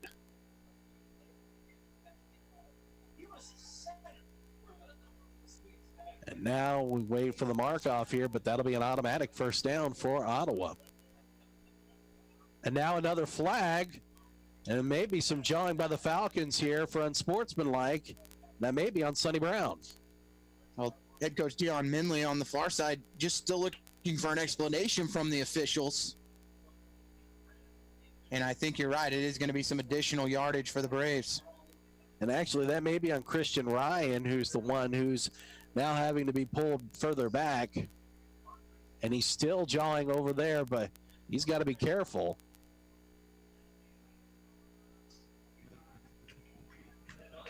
And it is on Ryan.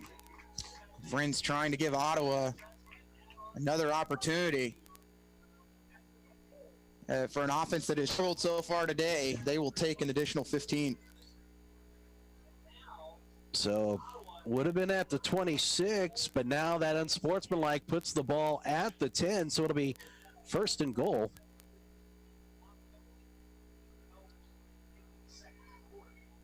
And an update on scores: Kansas Wesleyan leading Sterling 24-0, 10:19 remaining in the second. Sterling playing without Cedric Phillips, and then their starting tailback as well. So tough way for Sterling to start it early on in that one. 1st and goal from the 10. Kagi's going to dump it off. It's going to be caught by Devin Johnson at the 5. Puts his shoulder into the defensive back, and he'll be forced out of bounds at the 3 on 1st and goal. Drake Damon letting him hear it is nice crack of the helmets there. And Johnson leaning forward picks up about 7 yards, and like to see Ottawa go back to some play action, maybe let Kagi keep it.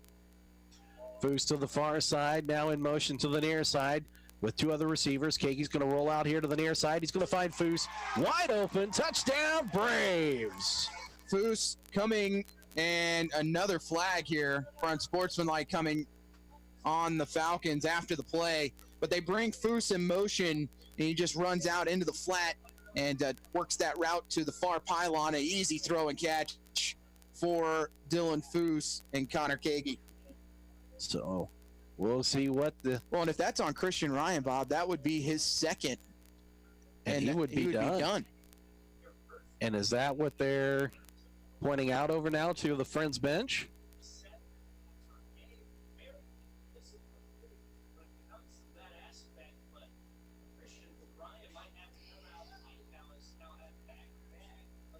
And that would be a huge blow to the secondary. And it's actually going to go on number 13 for the Falcons. That is Caleb Fink, which he is a wide receiver. So, well, he pointed in Ottawa's direction, though. So it would be on Stephon Sanders. It'll be on Sanders. Excuse me. You're right. Goodness gracious. And if I'm Friends, I take that on the extra point, I think, here. Well, he already said that it would be on It would be on the kick. Yeah, okay. But no, they're going to move it back on the extra point. So the Braves are going to go for 2.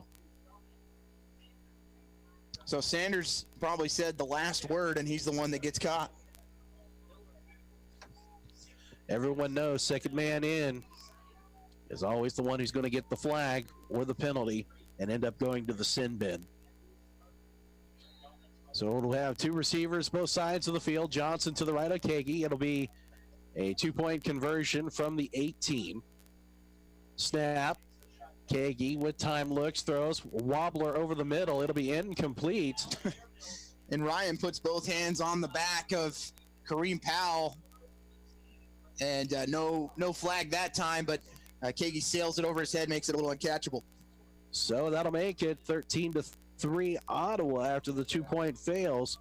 And you kind of get the feeling here, Casey, that this one could break open a little bit with some tempers. Well, it always is. This is a rivalry that goes back a long time. Friends always at the top of the totem pole in this conference for a long, long time. And everyone likes to get their licks in on them as they can. But both these teams, were at the top of the conference not 10 years ago, and now you look at who's at the top now with Kansas Wesleyan and Sterling and some of these other schools. So this is an opportunity for a rivalry that goes way back for both teams to get a shot in. And this is the final contest for Friends on the season, and they want to go out with a bang, and they have to be frustrated right now. They had that drive stopped dead in its tracks, and a holding penalty that negates an interception, and then a unsportsmanlike conduct that ends up putting Ottawa inside the 10-yard line, giving the Braves a touchdown. So the Braves will kick it off here. It'll be Bulls. 2 back for the Falcons. It'll be a squib kick. Taken by an up back at about the 30. And that will be brought down at the 35. Goes Jalen Smith, the linebacker. So the Falcons will have decent field position here on this one. But Coach K really, since about that Bethel game, has decided they are going to just squib it now, Casey. They're, with the troubles that they have had on special teams, they're just not going to take any more chances. Well, they've covered it much better the last 2 weeks, so they have improved on that end. But hopefully next year, as Bulls get stronger, as Coach K's talked about, they can start to try and do some different things with pooch kicks and driving it deeper to the end zone. Give that guy a sandwich. Smith, Stewart will hand it off, and a little bit of a fumble on the handoff, but it will be taken from the 35 up to the 40, and it'll be a gain of 5 on first down. And that looks like that may have been, we'll see who that was for sure. Yeah, that was Juan Salazar, who was the leading running back on this team a couple of years ago. Had a big day against the Braves and really hasn't had a whole lot of action this year. So it'll be 2nd and 5 from the 40. 7:25 to play, first half. Shotgun Stewart, 2 receivers near side, and it'll be Salazar again who will take it. Lowers his head as he tried to come to the near side, changed his direction, and then lowered his head, went right up the middle. He's going to pick up a couple to the 42. And that'll make it 3rd and 3 coming up. Ottawa had Salazar dropped for just right at the line of scrimmage, but he makes one cut and works his way through the middle of that defensive line and gets it to 3rd and 4. So it'll be at the 42, 3rd down. Ball between the hashes. Falcons with 10 on the play clock. We'll split out. Derek go to the near side, single receiver far side. Stewart will look to throw. He gets rid of it quickly. It's going to be caught by the tight end, Brent Allen, the 6'8 sophomore, makes the catch at the 49 of the Falcons and move the chains. Yeah, sometimes you just got to give tip your hat to the quarterback there. Javonte Stewart had pressure in his face, put it to where his tight end could go and get it, and about the only person in the stadium that I think was going to make that grab. Like to see between Kagi and the tight end, Brent Allen, the size battle that would be. Two receivers to the near side. Stewart will hand it off. Again, that's going to be the running back. That's going to be Javonte Stewart this time, who just bowls forward, and he will move into Braves territory to the 45. Yeah, Salazar bringing some fresh legs here, Bob. The junior from Vernon, Texas, and Ottawa's got to try and match that intensity. No penetration by the Braves right now on that defensive line, and being on the field for as long as they have, over 14 minutes now, starting to take a toll. Gain of 6. It'll make it 2nd down and 4 from the Braves 45. 13-3 Ottawa. 5:34 to play first half. Stewart shotgun. They'll hand it off now, bouncing it out to the outside. That's going to be Salazar, and he will be brought down. It looks like he has the first down to the Braves 40-yard line. We will no, they're going to mark it at the 41. Yeah, the spot gives it to him. And Salazar quickly coming in with 4 straight carries and able to pick up 2 first downs. So now it'll be 1st and 10 for the Falcons at the Braves 41. 15 on the play clock. Falcons really now looking to just run this football. Single receiver to the far side. Salazar, the tailback, behind Stewart. Now Stewart wants to throw. He's facing some pressure, and he's going to be brought down for a sack at the 48 of Ottawa. And back there, that may have been Leland McKinney. McKinney in there, along with Aaron Schumann, Jacob Garcia, all in on the sack. But again, Stewart able to avoid the first sack and then step up into the pocket and actually ends up getting himself in trouble. But Ottawa, again, making a big play on first down, putting the Falcons into a passing situation. So a loss of 7 there will make it 2nd down and 17 from the 48. Just got a visit from Dakota Gettler here in the booth, 09 alumni with that team. Now a handoff right up the middle. That looks like it is Salazar again, and he just crashes his body into the melee that ensued in the middle part of the line, and he will get most of those yards lost. He'll pick them back up to the 42. That'll be a gain of 6. And now if you're Friends, what do you go back to here? Stewart sitting at 7 of 11 for 70 yards. Really hasn't pushed the football down the field a whole lot. And they need to pick up 12 yards on 3rd down. So 3rd and 12 from the 42 of Ottawa. 3:43 to play in the half. 13-3 Ottawa. They'll split out 2 receivers to both sides of the field. Stewart, shotgun. He's going to face some pressure. They're going to dump it off. Pick off by Ottawa, and he may take it to the house. Nope, and it's going to be Stewart who will bring him down, but a great job by Jalen King to read it. Now there's a flag for throwing the football at Ottawa, and now here comes even more flags, and we may have a fight on our hands. What a play by Jalen King to read the screen, get the sack. Not a smart play there by Stewart to throw the football after the play. I'm not sure King even saw Stewart. He was running down the sideline, just needed to make a move, and he would have been in the end zone. But what a play to read it, step in, make the interception, and he'll put on the turnover mask. Now we'll see if this will be offsetting because of the infractions that followed afterwards.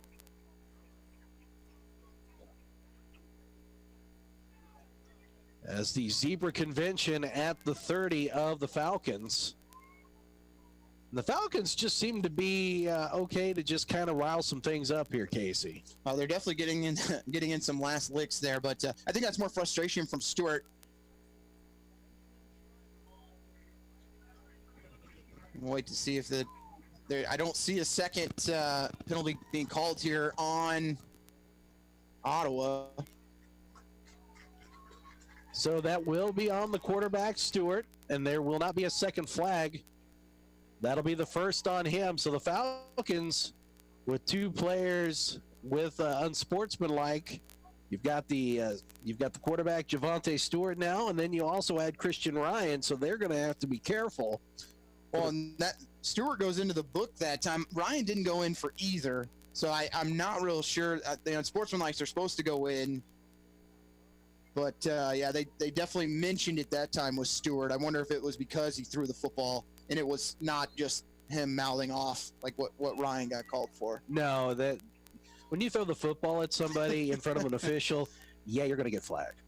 So with the penalty that's going to put the ball at the 18 of the Falcons. Don't be surprised, Bob, to see Coach K try and take a shot to the end zone. He loves to do that off of turnovers. It's going to be Powell and Foose to the near side, Johnson to the left of Kagi, two receivers to the far side.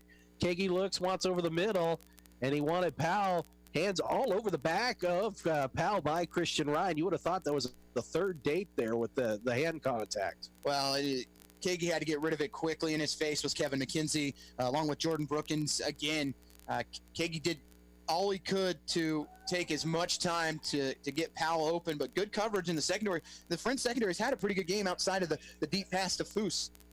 So shotgun again, 2nd and 10 from the 18. They'll fake the handoff, and Kagi's in trouble. The ball is stripped.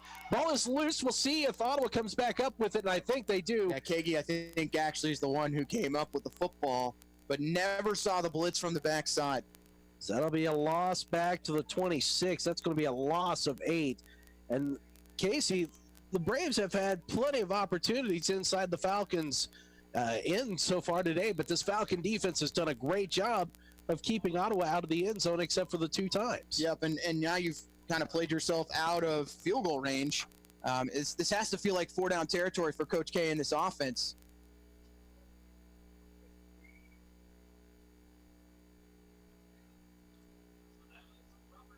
And the officials asking,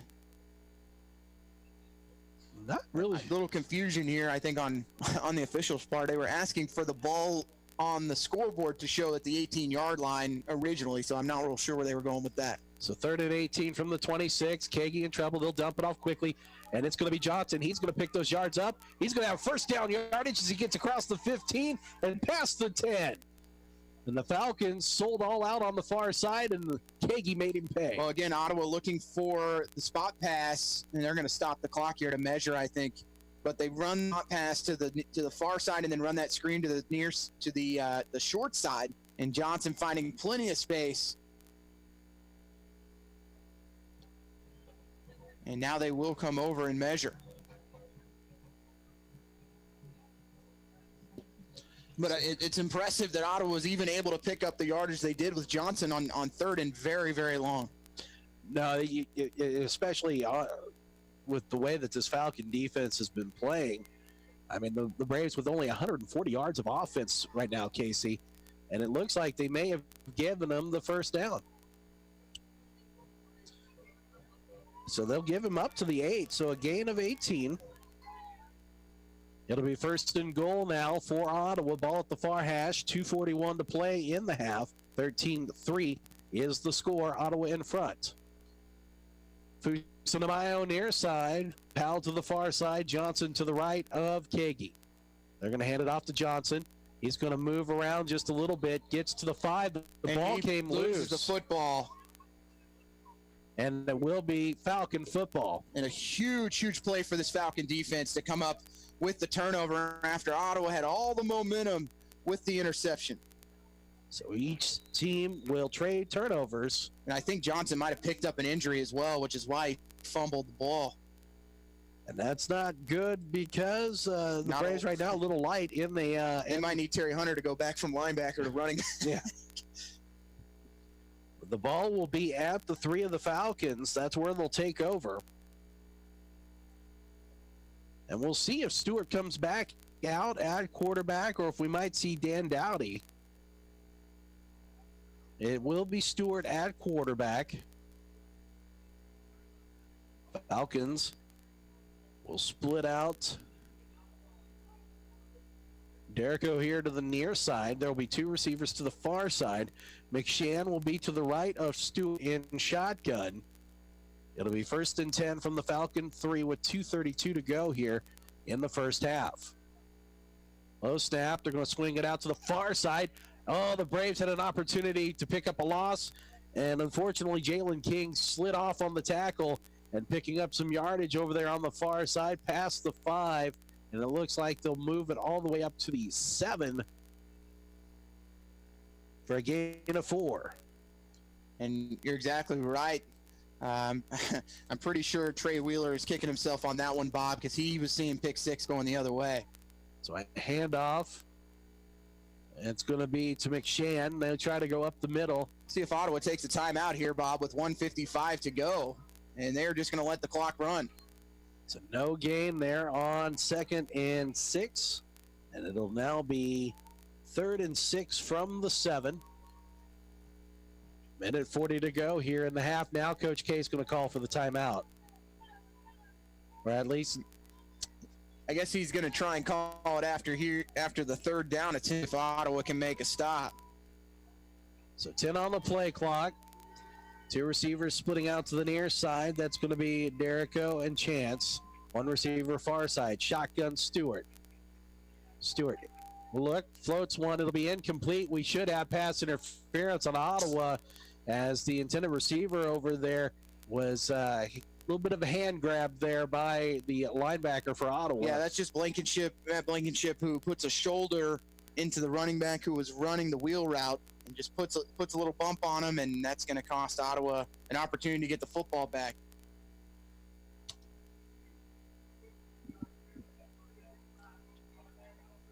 Ottawa wants to say no because the patch was not catchable, that it was well over the head, but that's not going to fly here, as that's going to put the ball at the 18. And that is a spot foul. The official originally said 15 yards. Coming up here at the half, it'll be the 2009 team celebration out on the field. We'll talk with Chancellor Eichner about the practice field, the turf there. And we look over here, Ottawa University Braves running back Dalen Johnson being looked at on the trainer's table. There'll be a handoff to McShann. He's going to go right up the middle as he crosses the 20 and gets to the 25. And that'll be a gain of 7 on 1st down with 60 seconds to go. It'll be 2nd and 3 now for the Falcons. Ball will be at the far hash. And Casey's going to head down to the field for this one.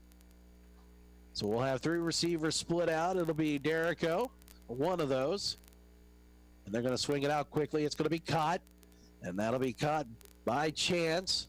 He'll have 1st down yardage as he slips away from the first tackle as he moves up to the 29 on the gain of 4. So 35 seconds left to play here in the first half.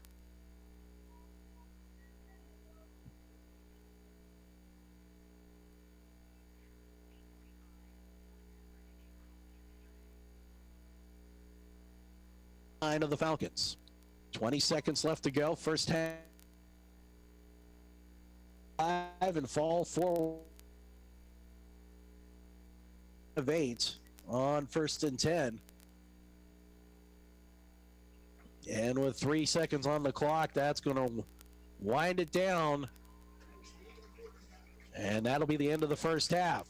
So the Braves at the end of one half of play will take in a 10-point lead, 13-3. And we will take a 2-minute break when we come back. It'll be the Advent Health halftime show here on 1220 and 103.7 FM KOFO. Sports, information, and entertainment in East Central Kansas. KOFO K279CS Ottawa, where keeping you informed comes first. I'm Dr. Jeff Gooden, and I treat pain with Salon Pas. That's because practicing good medicine is my responsibility as a doctor. For back or joint pain, I agree with CDC guidance that recommends using topical pain relievers first, like Salon Pas Patch Large. Salon Pas is powerful, FDA approved to relieve debilitating moderate pain, yet non-addictive and gentle on the body. Look for the green Salon Pas box in the pain relief file. Salon Pas, it's good medicine. Sponsored by Hisamitsu. ABC Wednesday, country music's biggest night, will make history. You are phenomenal. Carrie Underwood hosts the CMA Awards with special guest hosts Reba McEntire and Dolly Parton. Performances by Miranda Lambert, Keith Urban, Maren Morris. Plus, Garth Brooks with Blake Shelton, Lady Antebellum and Halsey, Pink and Chris Stapleton, and so much more. The CMA Awards live, Wednesday, 8/7 Central on ABC. And At Charmin, we heard you shouldn't talk about going to the bathroom in public, so we decided to sing about it. Get ultra strong for your South Pole. Charmin keeps your undies wetter than the North Pole. A shiny hiney, a brand new year. Come to us, Charmin. Happy New Year. May your holidays be Charmin, clean, merry, and bright. May all your undies be Charmin, clean white. Charmin Ultra Strong just cleans better. Enjoy the go with Charmin. Where do you go for fun and entertainment? Here's an idea.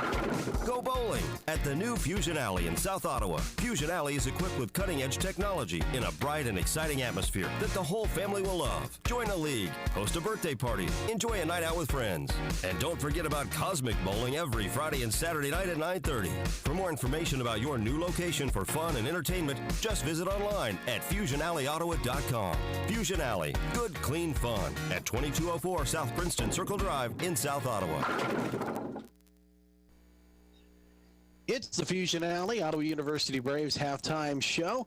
Fusion Alley is your home for bowling in South Ottawa. It's your newest destination in South Ottawa. Senior leagues are forming now, but they are filling up fast. They roll every Wednesday at noon. So put together a three-person team and call 242-BOWL. That's 242-BOWL to sign up today. Fusion Alley, good, clean fun. And joining us here now is the Chancellor for Ottawa University, Kevin Eichner. And Chancellor, it's great to have you back here. We just talked to you not too long ago, homecoming, about a lot of big events. And then, lo and behold, big story breaks that some work over at the Peter Sports Complex, some turf being laid down not only for baseball, softball, but now a multi-purpose field for practicing too. It's very exciting for us, Bob. We have a lot of good momentum at OU now. A lot of momentum, and it's also great to partner with an university to do this. It's part of a company that's owned by Jake France, and he was a student here from 2001 and 2003. When this was being put together, did you guys reach out to him first, or did he come to you guys? How did that all work out? Well, he actually met with Connor, our athletic director, and was looking at our fields. And of course, they're in that business. They operate in 18 states. They're growing like a weed, doing a great job, expanding from field turf to all kinds of athletic facilities. And Araby was very alert to his interest level in helping us, and she brought him over, and one thing led to another. And so we're in a really exceptional place. They'll be putting all that turf in and correcting those fields for us, which, as you know, with our spring weather that we've had the last few years, has been a bit of a challenge. And they're going to get it done for us for this season. So we're just thrilled with that. It's going to make a tremendous difference, not only for softball and baseball, but for intramurals and lacrosse and soccer and football practice and all the rest of it, instead of those guys having to go, and gals having to go down and practice in what they call the swamp down there. the affectionate term of the swamp, yes. And the great thing is that it does open up so many possibilities, and it helps alleviate some of the congestion here at the field at Advent Health Field when it comes to practicing. Exactly right. And Araby and I talked even about why there's no reason why we couldn't do varsity and JV games perhaps at the same time, and save schools some travel money and really allow those kids to feel part of that whole program. So we'll see if that develops that way, but for sure it will reduce the pressure on our varsity field. And as durable and as exceptional as this field is, that they get beat up pretty bad when they have all that kind of traffic all the time. Oh, there's no doubt about that. I mean, what is the current life cycle? It's at about 10 years or so? It's about 10 years. They certify them for 10. So that to alleviate a lot of that pressure, that would certainly help out. Yeah, absolutely. And of course, then there's the whole thing about injuries and safety, and just the weather element of it is huge. And we're looking into the possibility of even putting lights there, so that would give us even increased versatility down there on Peter's complex. Oh, certainly. And you talk about baseball and softball and the weather during the early parts of their season and even into the later parts. Now you have an opportunity to be able to play games that might have been rained out, even snowed out. Yeah, exactly. And it can be a little tough in the springtime, as I mentioned, but at least you can endure the cold weather if you've got solid footing. Yeah. And that softball field the entire complex is going to be covered, which is kind of a new development to me. I always thought, maybe the outfield and parts of the whole thing is turf, and I guess that's the coming thing in softball. So our female athletes are really, really excited about that. And the seniors, when we did the reveal on Thursday, at first they thought, well, that's going to be great for you guys. But then they were shocked to find out, no, we're actually going to have it for this spring. So they were really excited about that. So I've got to imagine that for all the athletes involved, that the reaction has just been more than positive. Well, I don't know if you saw we did a video of the reveal, and they didn't quite know what was happening. And first there was stuff about turf, and then the rendering came on, and they kind of went nuts. But then when it said, and construction starts today, they came out of their chairs. So, when you do what I do, those are the days and moments that you live for. It really, really was special. Well, and it's really awesome to see that, and just the things that have been done over the last few years and that are continuing to be done here at the campus at Ottawa University. It's great to see the progress, but it's also great to go out and try to bring in prospective students and say, look, here's what we're doing, and see what you're going to have here when it's all said and done. It makes a huge difference.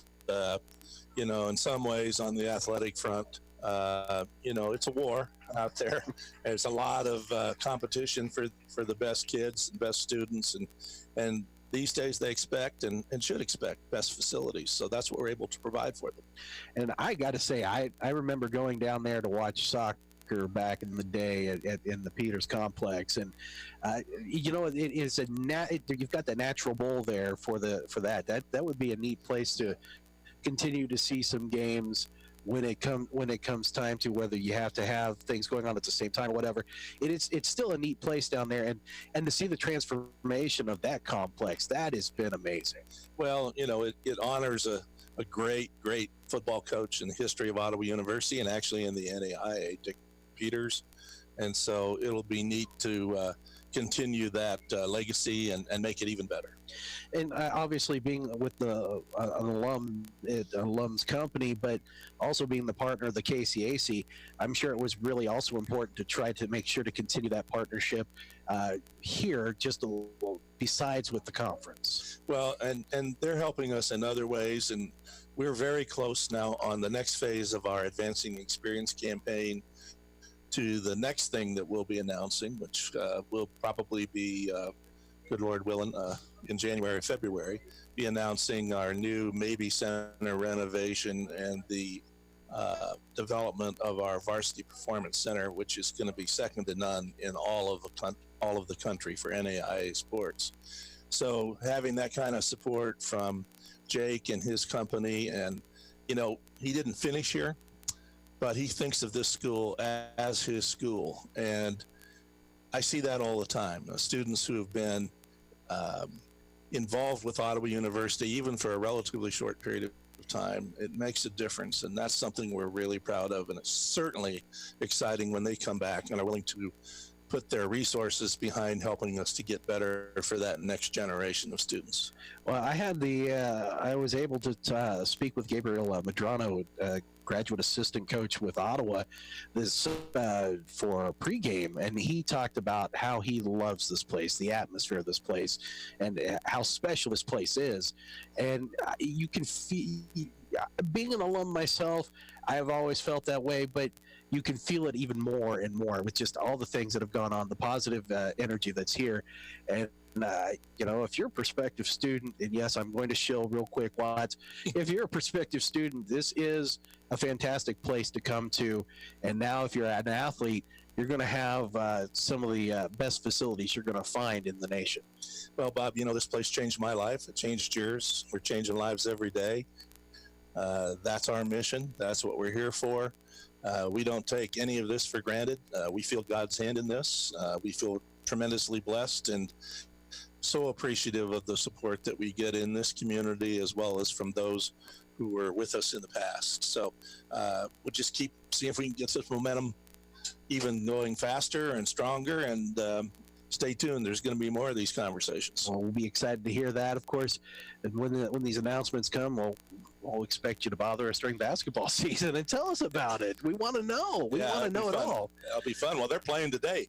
They're off to a great start, as you know. So hopefully that momentum will continue through this season. Oh, that they have got off to a great start, and maybe we'll finish up the season football-wise on a lot of positive notes, and it's a lot of positives. Yeah, the Braves had a tough year this year. 6 straight losses. That isn't something that we've seen in probably a couple of decades for sure. But I'll tell you one thing, the character of the team, and I never once saw them lay down. No. Not one time. They were in every single game, and that's something today on Senior Day when we have the reception with their parents after this game that we're certainly going to celebrate.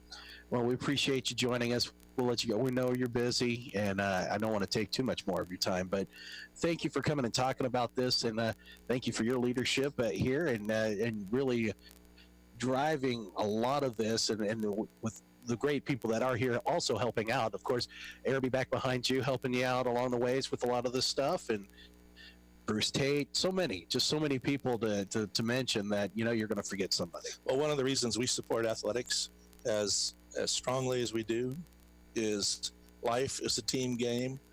Running a university is a team game. I don't know of any organization where any individual operates by themselves. And so that's one of the things that's inculcated through athletic play.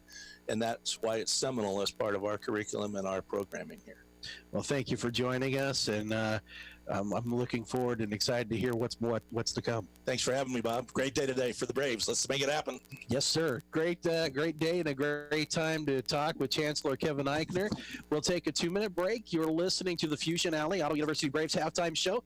Braves are leading 13-3. We'll take a 2-minute break. You're listening to us on 1220 and 103.7 FM KOFO. I'm Dr. Jeff Gooden, and I treat pain with Salon Pas. That's because practicing good medicine is my responsibility as a doctor. For back or joint pain, I agree with CDC guidance that recommends using topical pain relievers first, like Salon Pas Patch Large. Salon Pas is powerful, FDA approved to relieve debilitating moderate pain, yet non-addictive and gentle on the body. Look for the green Salon Pas box in the pain relief aisle. Salon Pas, it's good medicine. Sponsored by Hisamitsu. This is Eric Price, Funeral Director at Lamb Roberts Funeral Home in Ottawa, Baldwin City, and Overbrook. We're proud to be involved in the communities we serve and support the youth of today because they're our leaders for tomorrow. Lamb Roberts Funeral Home, providing compassionate care when you need it most. Safe, secure, strong. We're rock solid. Kansas State Bank, a better way to bank with community people you know. Member FDIC, Equal Housing Lender. The City of Ottawa makes it easy for you to stay informed and be part of your community by visiting their website, ottawaks.gov. You can sign up for city alerts and city news, report an issue you'd like to see taken care of, even pay your bill online. It's where the city and citizens come together online at ottawaks.gov. Everyone's enjoying themselves at the newest destination for good, clean fun in South Ottawa, Fusion Alley.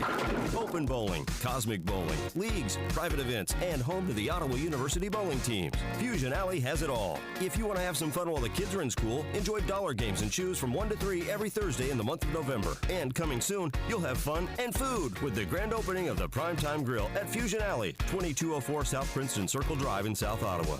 Visit FusionAlley.com today. Fusion Alley, where striking out is a good thing. The Ottawa Recreation Commission is your place for activities and other programs designed to keep the members of our community active and healthy. Visit us at the GOT Building or online at orcottawas.org to see recreation options for all ages. Ottawa Recreation Commission, bring recreation to life. Back here at the Fusion Alley, Ottawa University Braves halftime show. I'm Bob Johnson. The halftime show is brought to you by the newest destination location in South Ottawa, Fusion Alley. Senior leagues are forming now, but they are filling up fast, and they'll roll every Wednesday at noon. So if you know 2 other people besides yourself who want to do it, get your third piece, the 3-person team together, and call 242-BOWL. That's 242-BOWL, and sign up today. Fusion Alley is good, clean fun. Let's get you caught up on some scores real quick here, as a lot of business being done in the KCAC this afternoon, of course, here. It's 13-3 at the half. Avalanche leading Southwestern 16-4. McPherson 14-7 over Bethany. And Kansas Wesleyan 31-7 over Sterling. But of course, as Casey mentioned, during the half, Sterling is without their starting running back and quarterback.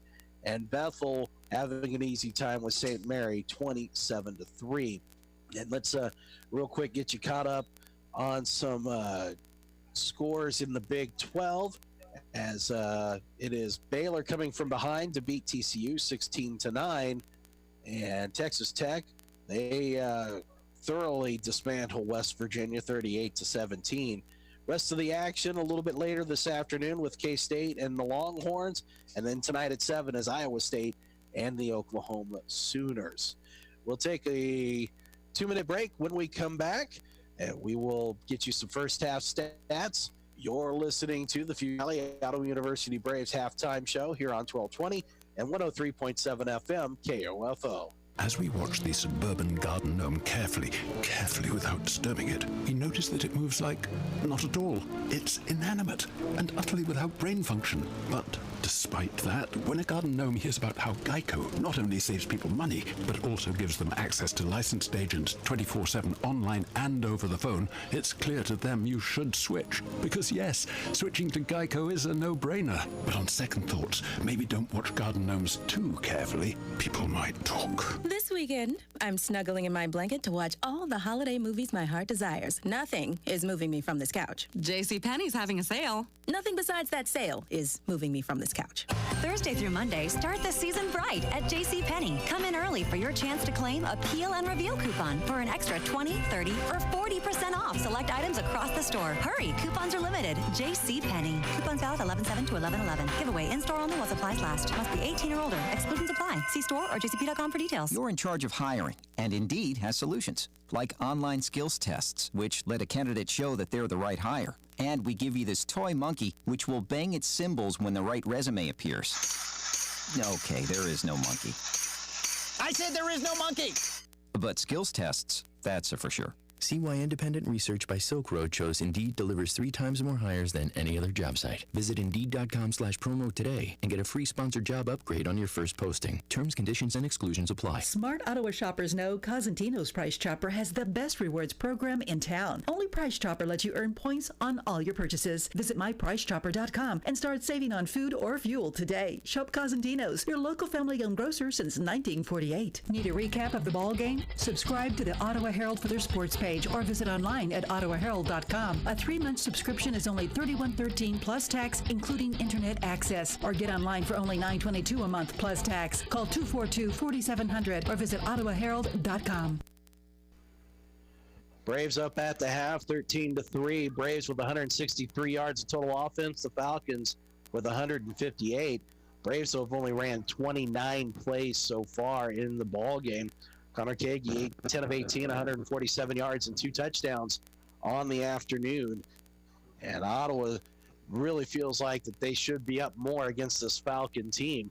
And they will see what they can put together here in the second half. Remember, the Falcons won the toss, and they deferred to the second half, so they will get the ball to start when we get back to action. We'll take a 60-second break, and when we come back, we'll be ready for the kickoff. That's going to wrap up the Fusion Alley Ottawa University Braves halftime show here on 1220 and 103.7 FM KOFO. Protect you and your family from the flu. Hi, this is Laura Hibberts, pharmacist at Kramer Pharmacy in downtown Ottawa. Did you know you can get your flu shot at Kramer Pharmacy at 134 South Main? The flu can be life-threatening to some young people or elderly. It's best to get the flu shot as soon as you can so you're protected going into flu season.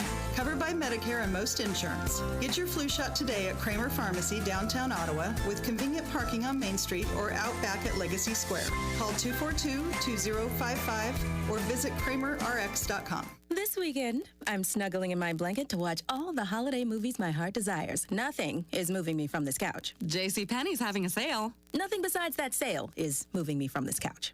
Thursday through Monday, start the season bright at JCPenney. Come in early for your chance to claim a Peel and Reveal coupon for an extra 20, 30, or 40% off select items across the store. Hurry, coupons are limited. JCPenney. Coupons valid 11/7 to 11/11. Giveaway in-store only while supplies last. Must be 18 or older. Exclusions apply. See store or jcp.com for details. Braves will kick it off here as we start the third quarter. It'll be Corbin Bowles to do the honors. They'll do it from left to right. And the Falcons will move from right to left here in the third period.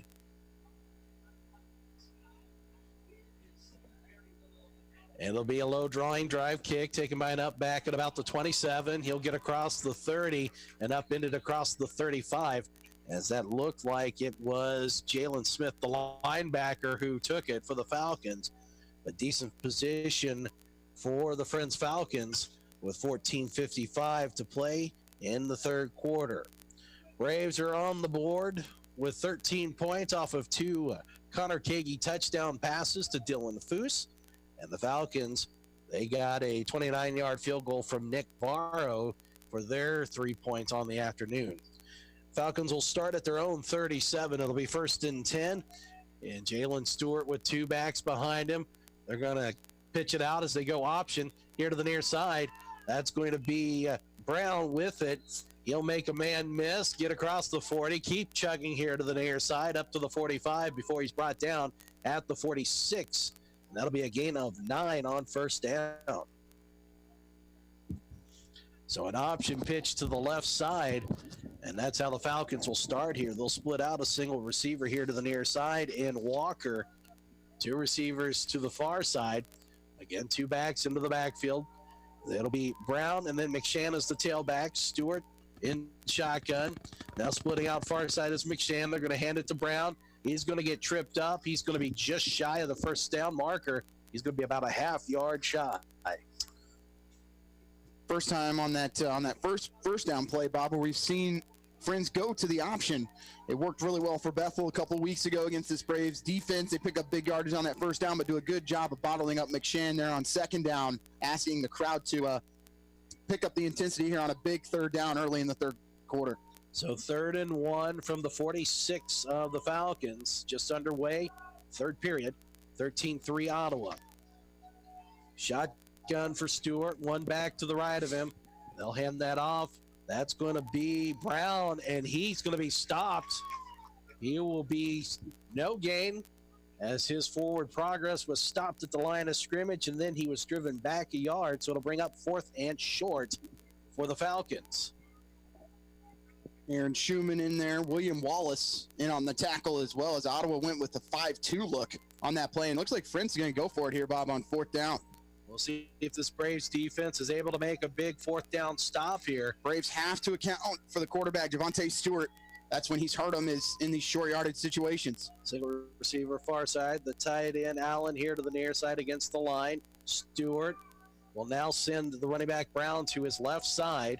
It'll be 4th and 1 from the 46. Handoff Brown. I think he's got it as he gets just across the 47 to the 48. So he'll gain 2 for the first down. But Ottawa making them work for it after picking up 8 on first down. They are just able to pick up 2 yards over the next 3 downs. And Ottawa making some subs here, trying to rotate that defensive line. So it'll be 1st and 10 for the Falcons from the 48. 12:30 to play, third quarter, 13-3 Ottawa. Two receivers split out to the far side. It'll be Derrico to the near side, shotgun. Stewart, they're going to hand that off right up the middle. A big hole is Brown as he gets across the 45, past the 40, and down to the 36 of Ottawa. And right now, Friends just lining up hat on hat and driving the Braves backwards into their own territory. And Brown continuing to break tackles as he gets into the second level. Gain of 16 by Brown will make it 1st and 10 from the Braves 36. Now, one receiver here near side is Love. Now a second receiver. Second receiver to the far side, or one to the far side. Handoff, that's going to be to McShann. He tries to split between the center and guard, and that hole closes up quickly, but not before he gets past the 35 to the 34 for a gain of 2. Right now, Bob, you see Friends taking out a wide receiver, bringing in more of a fullback, just standing right in front of Stewart to that strong side, and then they've got 2 wide receivers out wide, trying to keep an extra blocker in. It says they have really committed to running the football early on in the second half. Love and Hurd to the near side. Single receiver far side is Derrico. Stewart shotgun back to the right of him, and it's going to be a handoff. as that's going to be McShann, and the Braves are able to stop that for a big loss. And that'll be a loss back to the 38 of Ottawa, a loss of 4. That's the freshman Christian Relford, who is in a freshman year where you think you're just going to dip your toe into the varsity water. He was thrown right in week 1 against Southwestern and has continued to show his progression as he works his way towards the end of his first year. But a guy looking forward that this team has to be really excited about. It'll be 3rd and 12 from the 38 of Ottawa, 10:44 to play in the third quarter. 3 receivers to the far side, 1 to the near side. Stewart looks to throw, faces some pressure, and he's going to be sacked as he'll get to the 40. That'll be a loss of 2. Again, Dion Williams getting in there from his safety position on the blitz, and Ottawa almost overruns the quarterback as Stewart was 1 tackle away from breaking that one, which would have been disastrous, and it'll be 4th down for the Falcons. So 4th and 14, and they will punt. It'll be Navarro who will punt from the Falcon 45. There'll be 2 back for Ottawa. Devin Johnston to the far side, Dylan Foose to the near side, and the Braves defense are able to hold the Falcons, who started this drive at their own 37. Snap is good, kick is away. It'll be angled far side. It'll bounce at the 15, and that's going to roll into the end zone. So a touchback, and the Braves will get the ball. It's a tough bounce there for the punter. Navarro looked like he had coughed and cornered it, took an awful bounce back to the middle of the field and then straight down the field after that for the touchback. And Ottawa's defense, after giving up some big yardage there, able to come out and get a stop and get the offense on the field for the first time in the third quarter, leading by 10. Well, I think talking to one of the assistant coaches, they really felt like they left a lot of points on that field in the first half and very disappointed. And so the Braves will line up 2 receivers to the far side, 1 here to the near side. It'll be shotgun Kagi, Johnson to the right of him, 1st and 10 from the 20. They're going to go jet sweep. Stephon Sanders with it, and he'll chug his way up from the 20 to the 24, a gain of 4. I guarantee you Coach K gave him a little bit of an earful there, keeping that football out there like a chicken wing. Got to keep that one tucked in tight and just kind of flailing around a little bit. Ottawa has had problems fumbling the football this year. 2nd down and 6 from the Braves 24. Ball at the near hash. 3 receivers far side. Johnson to the left to Kagi. Kagi quick out to Foose on the far side, and he couldn't get away from the tackler, and he's going to lose a yard back to the 23. Looked like that was, on the tackle for the Falcons was Sherman Arthur as he fought through the block of Amayo, and that was a 2-on-1 for Ottawa, and Arthur ends up making the tackle in space for no gain. Yeah, disappointment there. It'll be 3rd and 6 from the 24, so they will say no gain. Ball at the far hash. Twin receivers to both sides of the field. Kagi will throw, in trouble. He's going to be brought down for a sack inside the 15 and down at the 14. And that'll be a loss of 10. That's Zachary Wodzinski on the sack for the Falcons. And just like that, Ottawa's going to kick it right back to the Falcons, who are going to get great field position as Kagi's going to punt this away just inside of his own end zone. So the offense out on the field for less than 2 minutes, and that's not going to fly here, as this Braves team has got to find some momentum offensively. As Kagi waiting for the snap. Good snap. Kick is away. Kick will bounce at the 46 of Ottawa and roll to the 50. And that's where Ottawa will start. Back there for the Falcons, Dimitri Merritt. Looked like Drake Damon was back there. So the Falcons with great field position right at midfield with 7:54 to play third quarter. Braves are in front 13-3. And again, this defense going to be asked to make another big play and keep Friends from getting closer in this one. You feel like Ottawa, as you mentioned, has left some points out there, and you would hate to see all of that go to waste here, leading just by 10. So Stewart's going to hand that off, and that's going to go to McShann, who was a little delayed in his little hop step, and the Braves defensive line will gobble him up, and it may be a gain of a yard. Lance Zeno makes the tackle. The offensive lineman in his final home game, 6'1", 245 out of Beaumont, Texas. So a gain of a yard to the 49 of Ottawa. Man, Lancino seems like he's been here forever. Well, he's played almost every position on offense and now on defense. Shotgun, Stewart. He's going to keep it himself. And the Braves are able to read that play as they split out McShann here to the near side. And no gain as Stewart decided to take off with it, veer to the far side, and the Braves read it perfectly. Well, they did, and that was a nice job of keeping contained, as that's Trey Wheeler, who didn't fall for the play action, made sure he knew when his receiver came at him, instead of running around, he was trying to block him, that he needed to stay in and be there to make the tackle. He kept contained, forced the running back inside, and made a good tackle to force 3rd and 8. It will be a gain of a yard, 3rd and 8 from the 48 of Ottawa. Shotgun, Stewart, 2 receivers to the near side, 1 receiver far side. Stewart looks, throws. It's going to be caught at the 44, but that's going to be it, as Chance can't get any further. He was mauled by the linebacker. It's Matt Blankenship, 6'2", 225, senior out of Grandview, Missouri.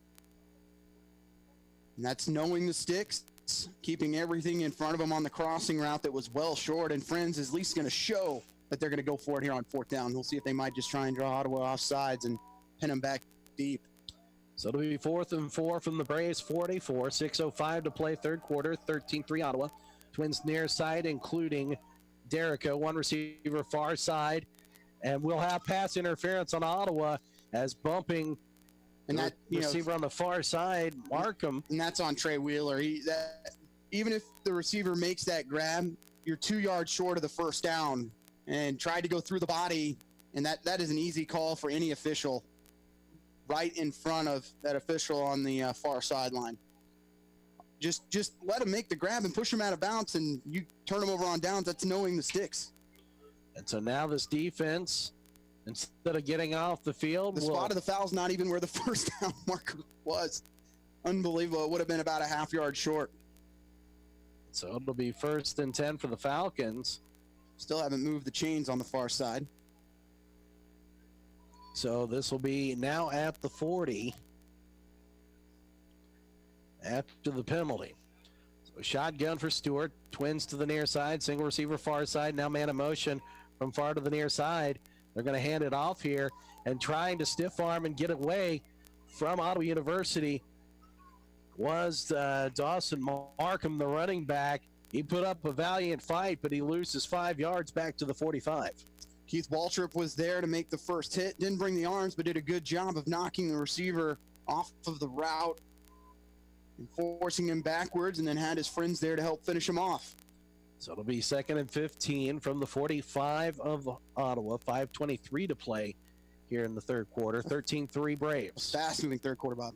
It is chugging by very fast as McShann will be the tailback. Stewart shotgun, more of a pistol look. It'll be Derrico and Chance near side, 1 receiver to the far side. Handoff, McShann spins, bounces off. He just got butt tackled by his own man as he almost gets back to the original line of scrimmage, bounced off an offensive lineman and fell to the ground. Yeah, Colby Johnson had a hold of his ankle, but you're right, he ran into the back of his right guard as Gage Jones got a couple cleat marks, I think, still, Bob, from Marshall McShann, and I'm getting out of the way if I'm in the way of Marshall McShann. Do you know how many seasons I've been waiting to say butt tackle? You can check that off your bingo card at home. Right there. That's a bucket list moment right there. Derrico near side, 2 receivers far side, 3rd and 11. Stewart looks to throw. It'll be caught. Slant route past the 30, past the 25, and down to the 24 goes Waylon Chance as he picks up a big 1st down for the Falcons. Trey Wheeler in on the coverage that time. Receiver just got inside and had good position, and putting it on the numbers with Javonte Stewart. So a gain of 17 will move the sticks. And the clock keeps churning. 4:13 to play 3rd quarter. 13-3. Splitting out to the near side will be Caleb Hurd. Love will be to the far side.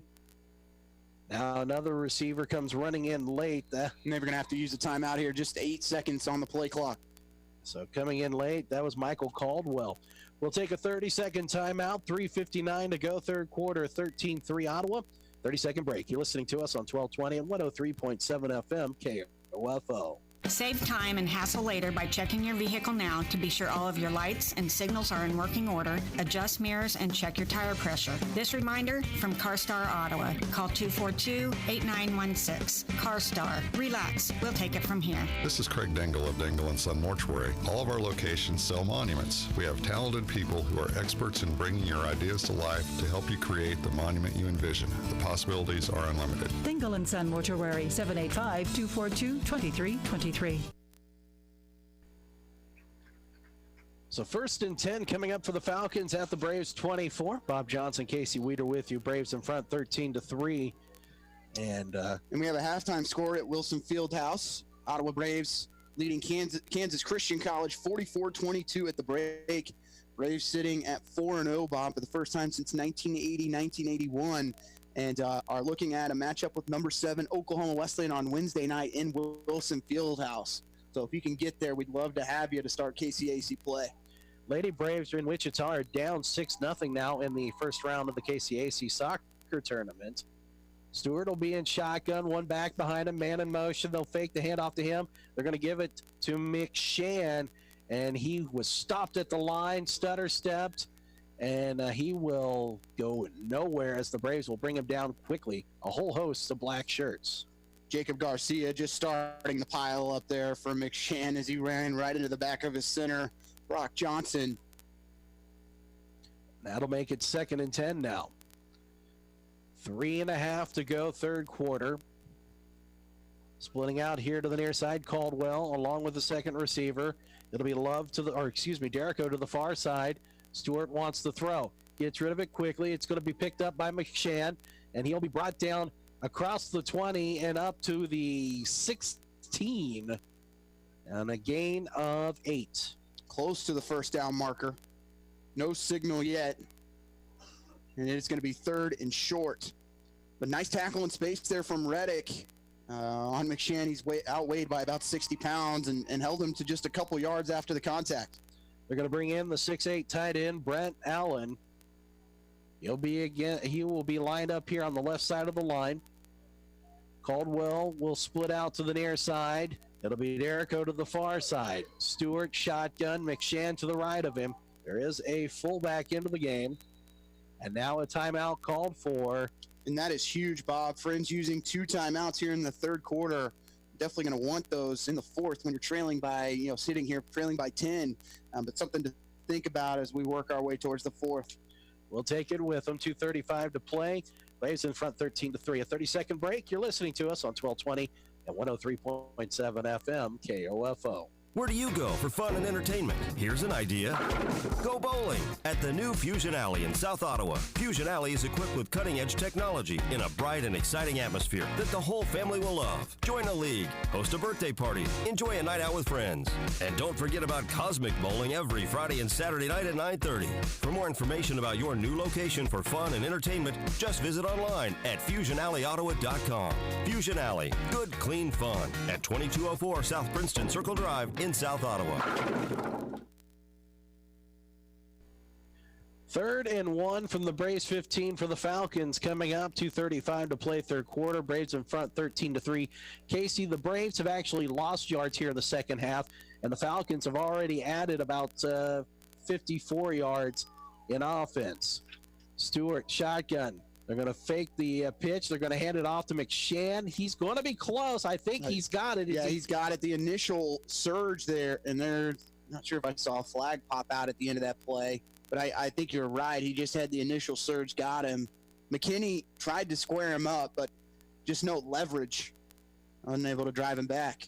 Had to get to the 14. There is a flag. And that is in the vicinity of an illegal hands to the face. We'll wait to see what the call is, or maybe a high-low potentially. Zebra meeting at about the 14-yard line as they discuss. But this is a huge play that goes against the Falcons. Falcons are saying it's on Ottawa.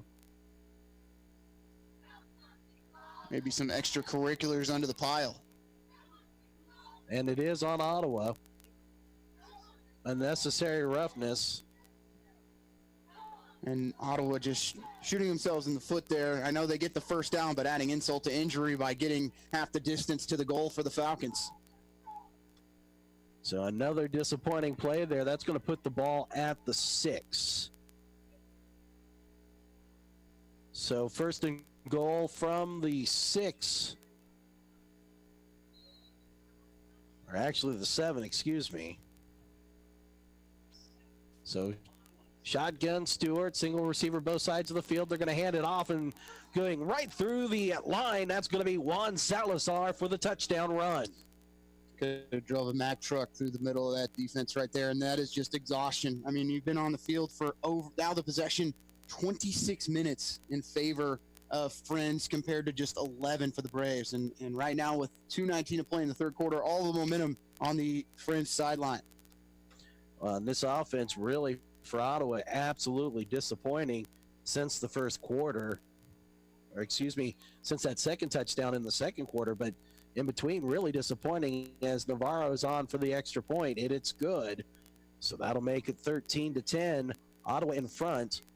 And we will take a 30-second break. You're listening to Braves football here on 1220 and 103.7 FM KOFO. Let's face it, auto insurance can be confusing. Do you know your comprehensive from your collision, your no-fault from liability, your premium from your deductible?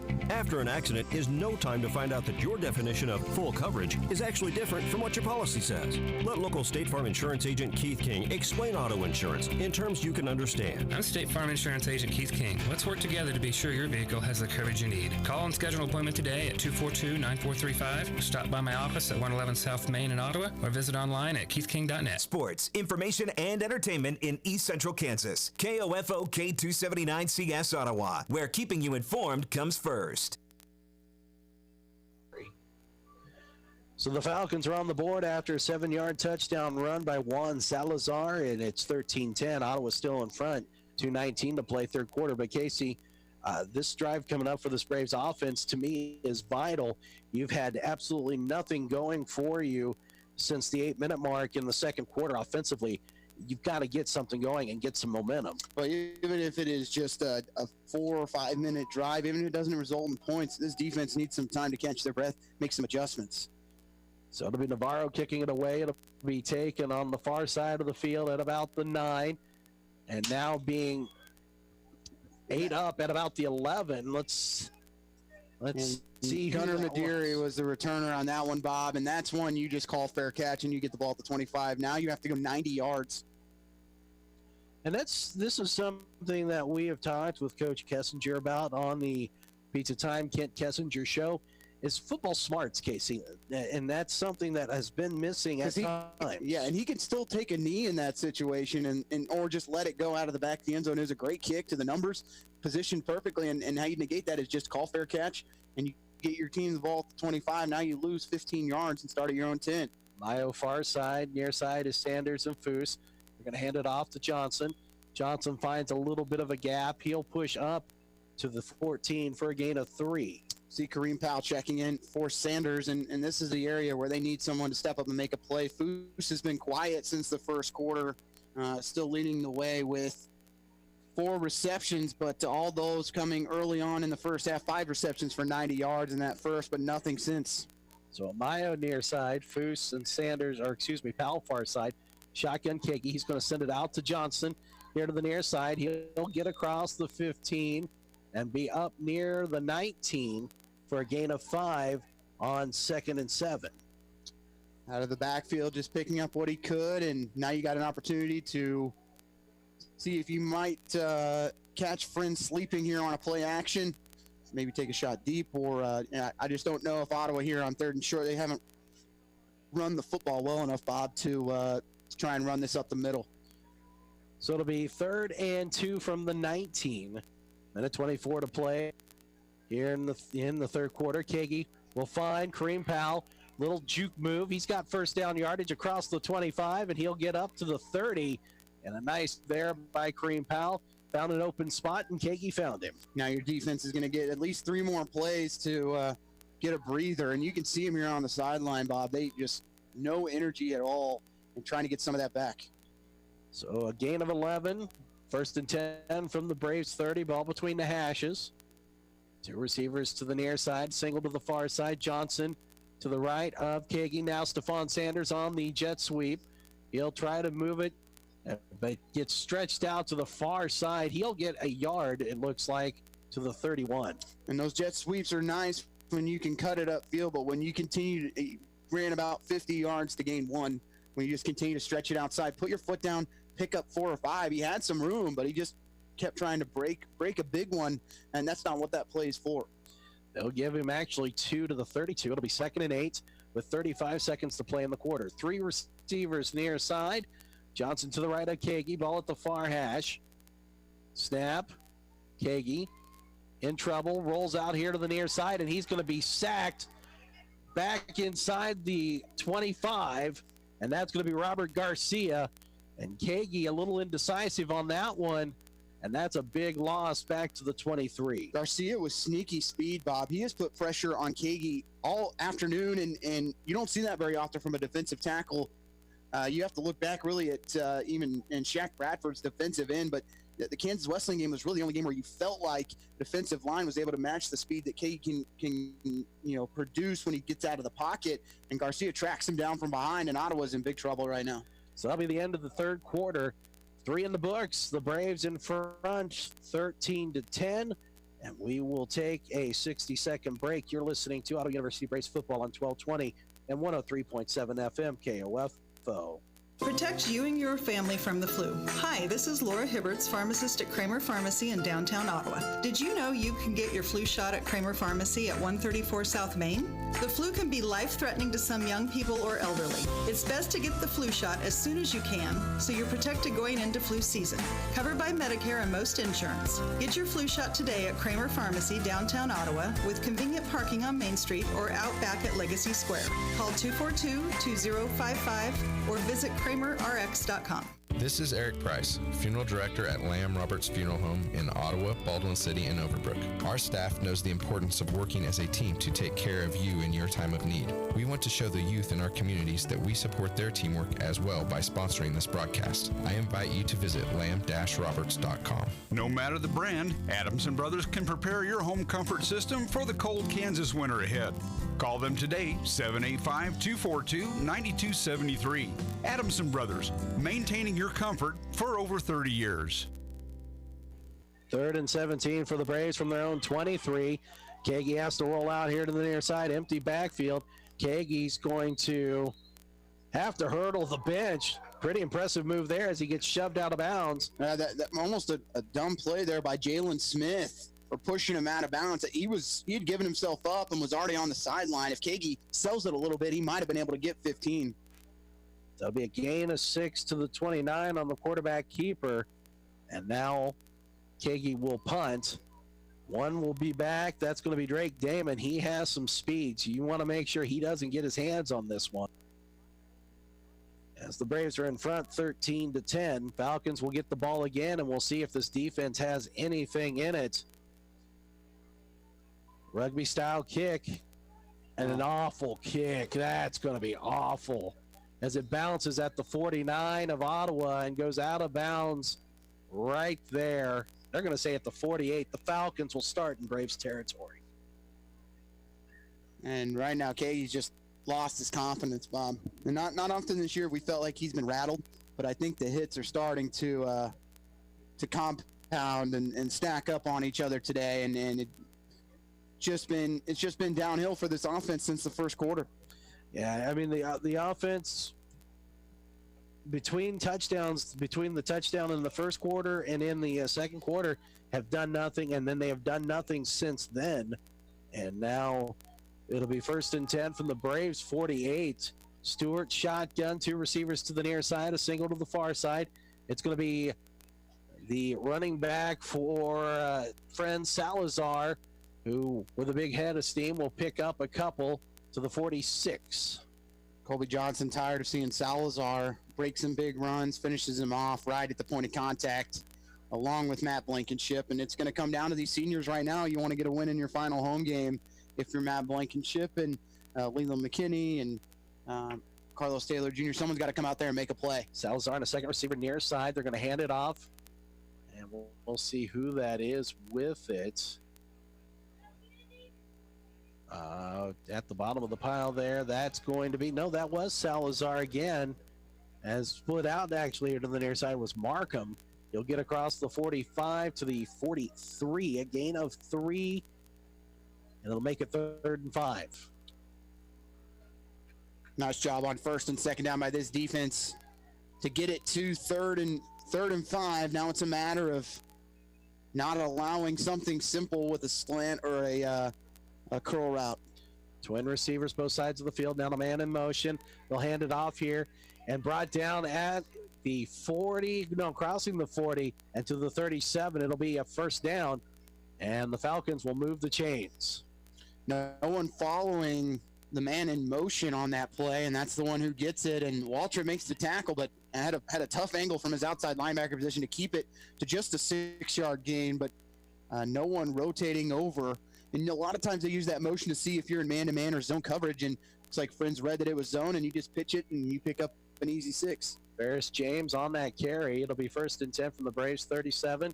Hand off Salazar, and he will spin around, get across the 35, and be stopped at the 34. A gain of 3 on 1st down. That's 12:30 left to play in the game. Braves up by 3, 13-10. This defense has been game, but the offense for Ottawa has been atrocious so far today. Oh, and this defense just continuing to try and keep Ottawa's head above water right now. Walker near side, 3 receivers far side. And that's going to be Stewart, who's going to keep it himself. And he gets hip tossed to the ground. That'll be a loss back to the 37. Haven't seen Stewart make too many poor reads today. Probably the first where he's decided to keep it. All the other ones have gone for positive yardage and for some big plays.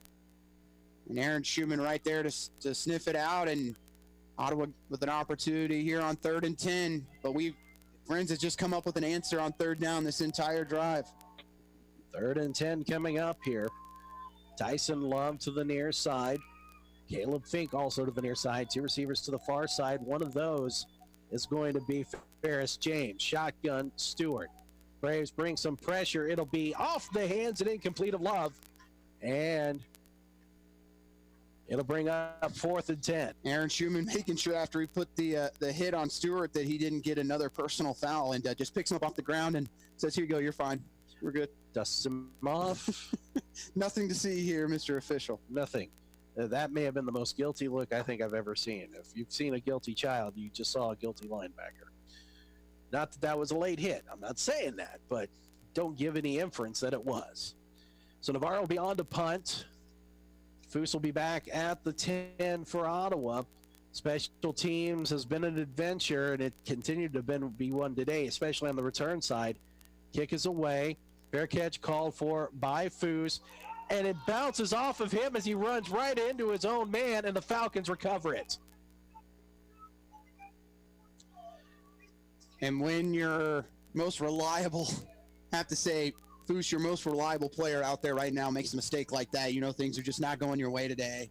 Well, it was Dion Williams who got in his way. That's one where you call Peter and get everyone out so that they run to the sideline instead of into their returner. As Navarro just let it float up there into the wind a little bit.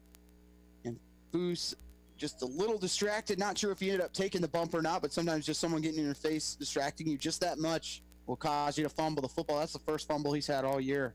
So it'll be 1st and 10 from the Braves 11, and this defense again has to come out and make a stop. Love near side, single receiver far side. Stewart shotgun, one back to the right of him is McShann, and McShann will take the handoff, and he will get a yard up to the 10, and that is it. Matt Blankenship, Jordan Reddick, and Samad Ali all there for the Braves. And really just keying on McShann on that play, just diving in and trying to cut inside and make a play. Question for the Falcons is, if you don't gain substantial yardage here on 2nd down, who do you go to on 3rd down if you have to throw the football? Love to the far side. Derrico to the near side. Shotgun Stewart. To the right of him will be McShann. 2nd and 9 from the 10. McShann will take the handoff, wants to go right into the line, and he will be brought down. Now we have late flags coming in. That's either And I'm not sure, and that's going to probably be on Ottawa. Yeah, you see Samad Ali and Jordan Reddick, and it's got to be on. I'll see Trey Wheeler's coming into the game. So whoever did it's about to check out. We're going to find out real quick. What in the heck are you thinking? You are basically now setting this up to give this game silver platter. And that looks like that's going to be Jordan Reddick. Absolutely ridiculous. And that's just a situation where Friends has been trying to get you to do exactly what you did there, which is continue to mouth off. And the officials catch you. You stopped them. And Bob, listen to this on time of possession. 31 minutes and 22 seconds to just 14 for Ottawa. Ottawa has had a total of 3 minutes of possession here in the second half.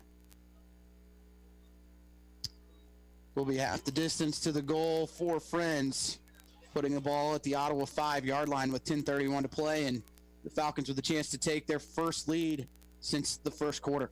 Yeah, they got out to a 3-0 lead with 10:44 to go in the first quarter, and look, he's been ejected.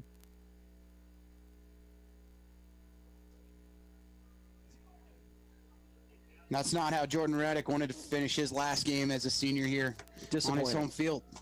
Absolutely disappointing. And really, that's what you got to say so far for this performance right now. 2 receivers to the far side. McShann will be to the right of Stewart. We'll hand it off to McShann. He's going to bounce it here to the near side. And he will get up near the 2 after a gain of 3. And who is going to make the play right now as they try and get some subs in on the defensive line?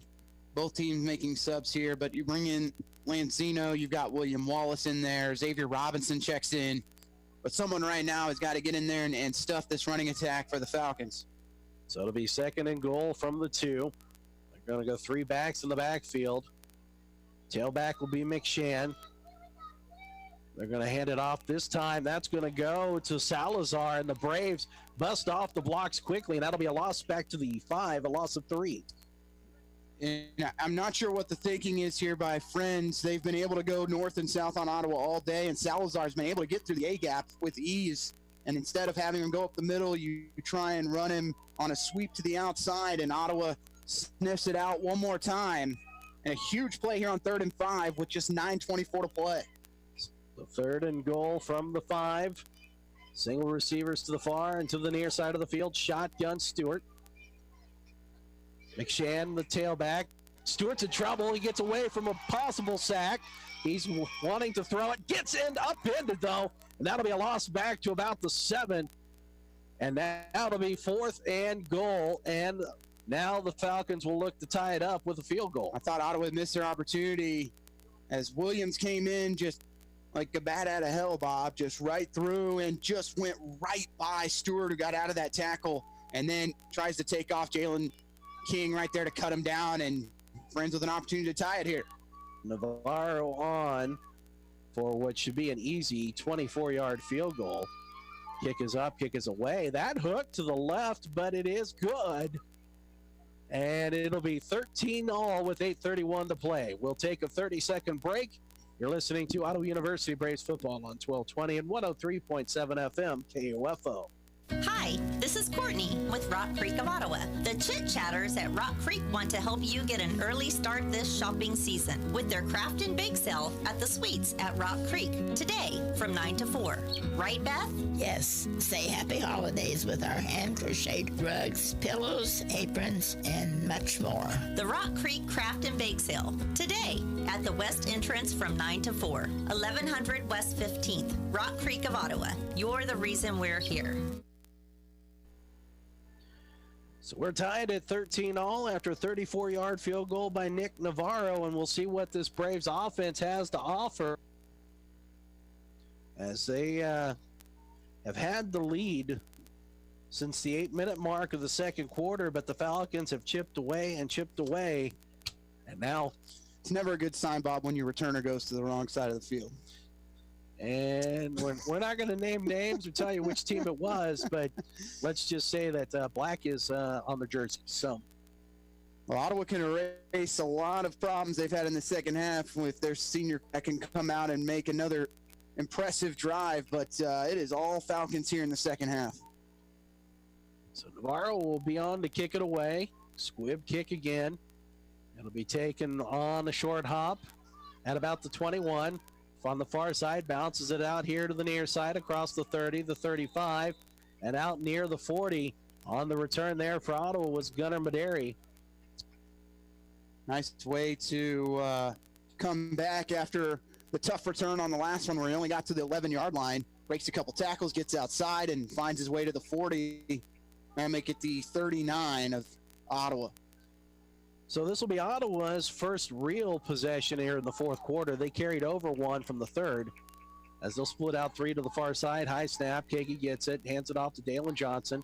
He'll find a crease, dives forward to the 45 for a gain of 6. First time we've been able to see the guards finally get out and pull. Muehlmeyer along with Grau leading the way. One thing we haven't seen today is Ottawa University pick up the momentum and go quickly. They have been very slow today as they'll split out single receiver near side, Foose and Powell to the far side, shotgun, Kagi, Johnson in the backfield, Kagi in trouble, rolls out to the far side, gets away from a would-be tackler. He has first down yardage. He'll be up into the inside Falcon territory to the 47. Kagi able to elude one tackler and then is chopped down inside of Falcon territory, but keeping his eyes downfield, and these receivers have to keep moving until they hear the whistle and got to look back and help their quarterback out. Gain of 8. It'll be 1st and 10 from the 47 of the Falcons. 7.5 to play. And Friends, I think, might have just used their final timeout. No, they are switching the footballs. That looks like Ottawa had been using a Friends ball those first 2 plays of the drive. Well, let them use it. It's worked. Got us a first down, didn't it? We can't say that in a while. So it'll be 2 receivers here to the near side, 2 to the far side. Shotgun Kagi. Johnson to the right. Tied at 13.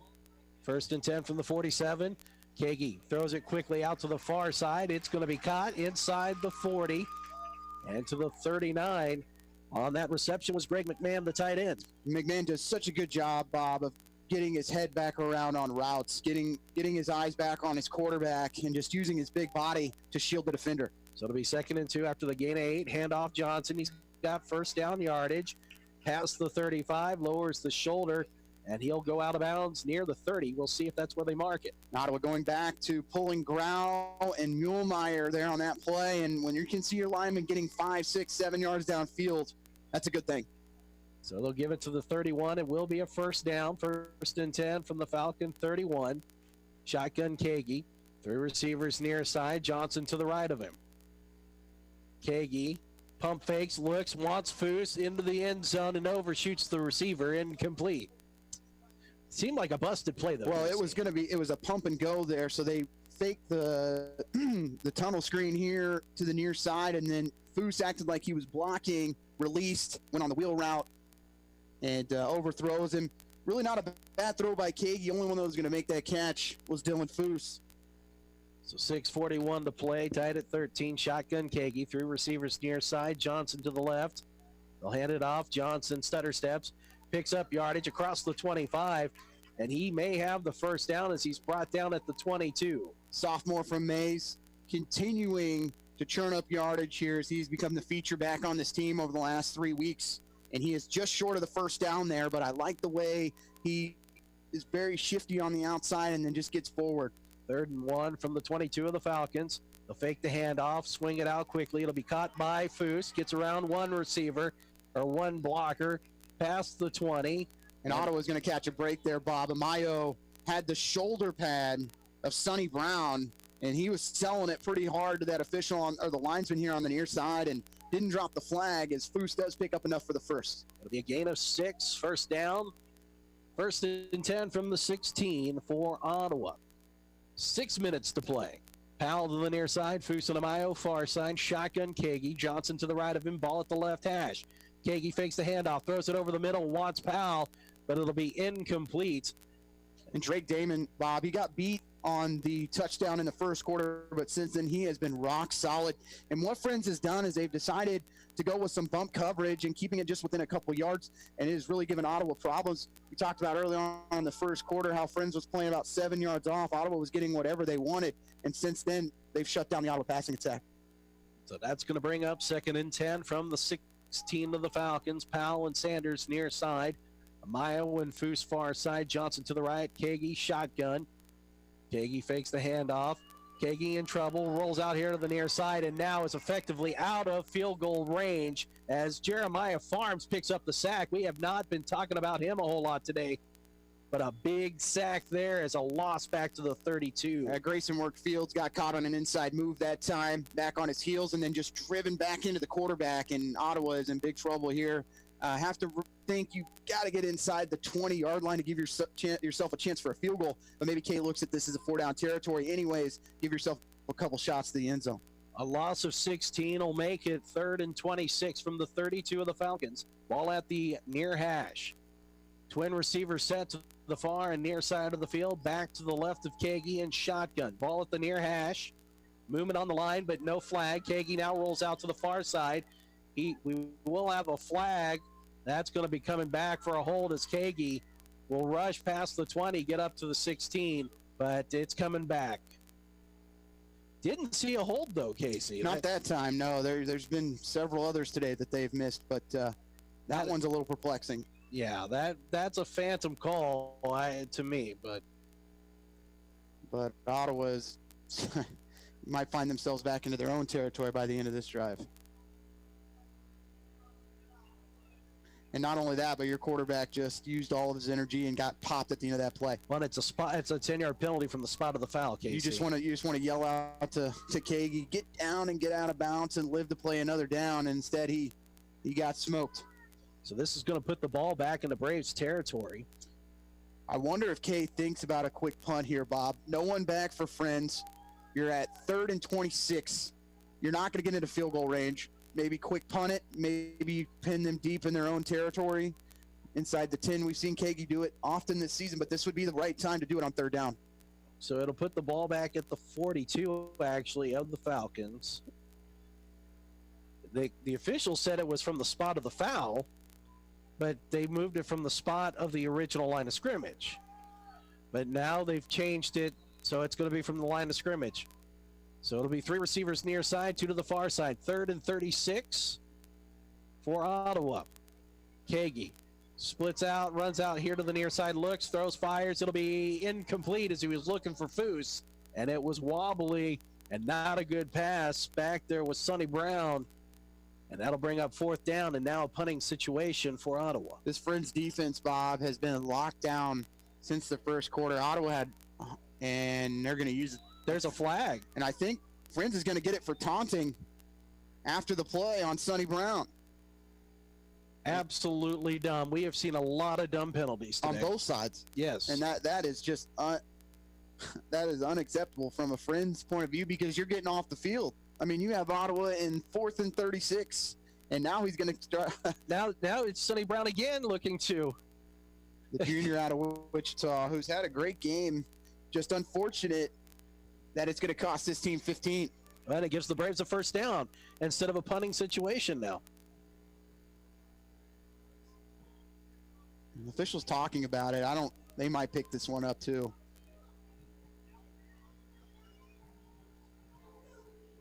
But these two coaches can't be happy. For looking at total penalties now, that is Friends or Ottawa with now they're going to call 8 for 72. Both, Casey. Oh my goodness. After the play, so it will offset and won't matter. It'll remain 4th and 36. And that's just one where Ottawa's got to keep their composure. We talked about the one in the end zone that cost you. And again, if you keep your mouth shut, you give yourself a 1st down. Instead, it's offsetting, and we punt it away on 4th and 36. So now Coach K talking. And they are writing down the numbers of those 2 players.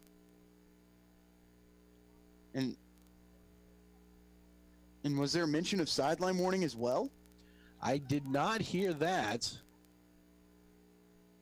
And you wonder if it was someone on the Ottawa sideline that started talking to Sonny Brown, which started him But if Ottawa loses this football game, Bob, they are going to have to look back at some of the mental mistakes they made today. Mental mistakes, but then also just a poor performance by this offense, Casey. And there's no sugarcoating it here. Only 205 yards of total offense today. And Friends not sending a returner back. This could work out really. Ottawa's showing they're going to go for it here on fourth down. Friends isn't sending anyone back. So it'll be empty backfield, 3 to the near side, 2 to the far side. They are going to go for it. Kagi in trouble, and he's going to be sacked inside Ottawa territory. And I'm not sure why you don't punt it away. Right at midfield. What is the thought there? That's a loss of 8.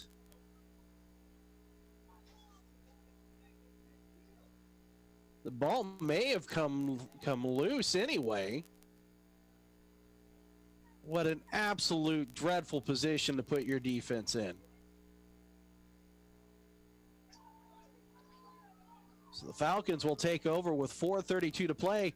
They've got a good field goal kicker. Now you've put this defense in a position, Casey, with 4:32 that they have got to make a stop. They got to go 3 and out here. They do, and defense has been up to the challenge at points that they've only given up 230 yards of offense.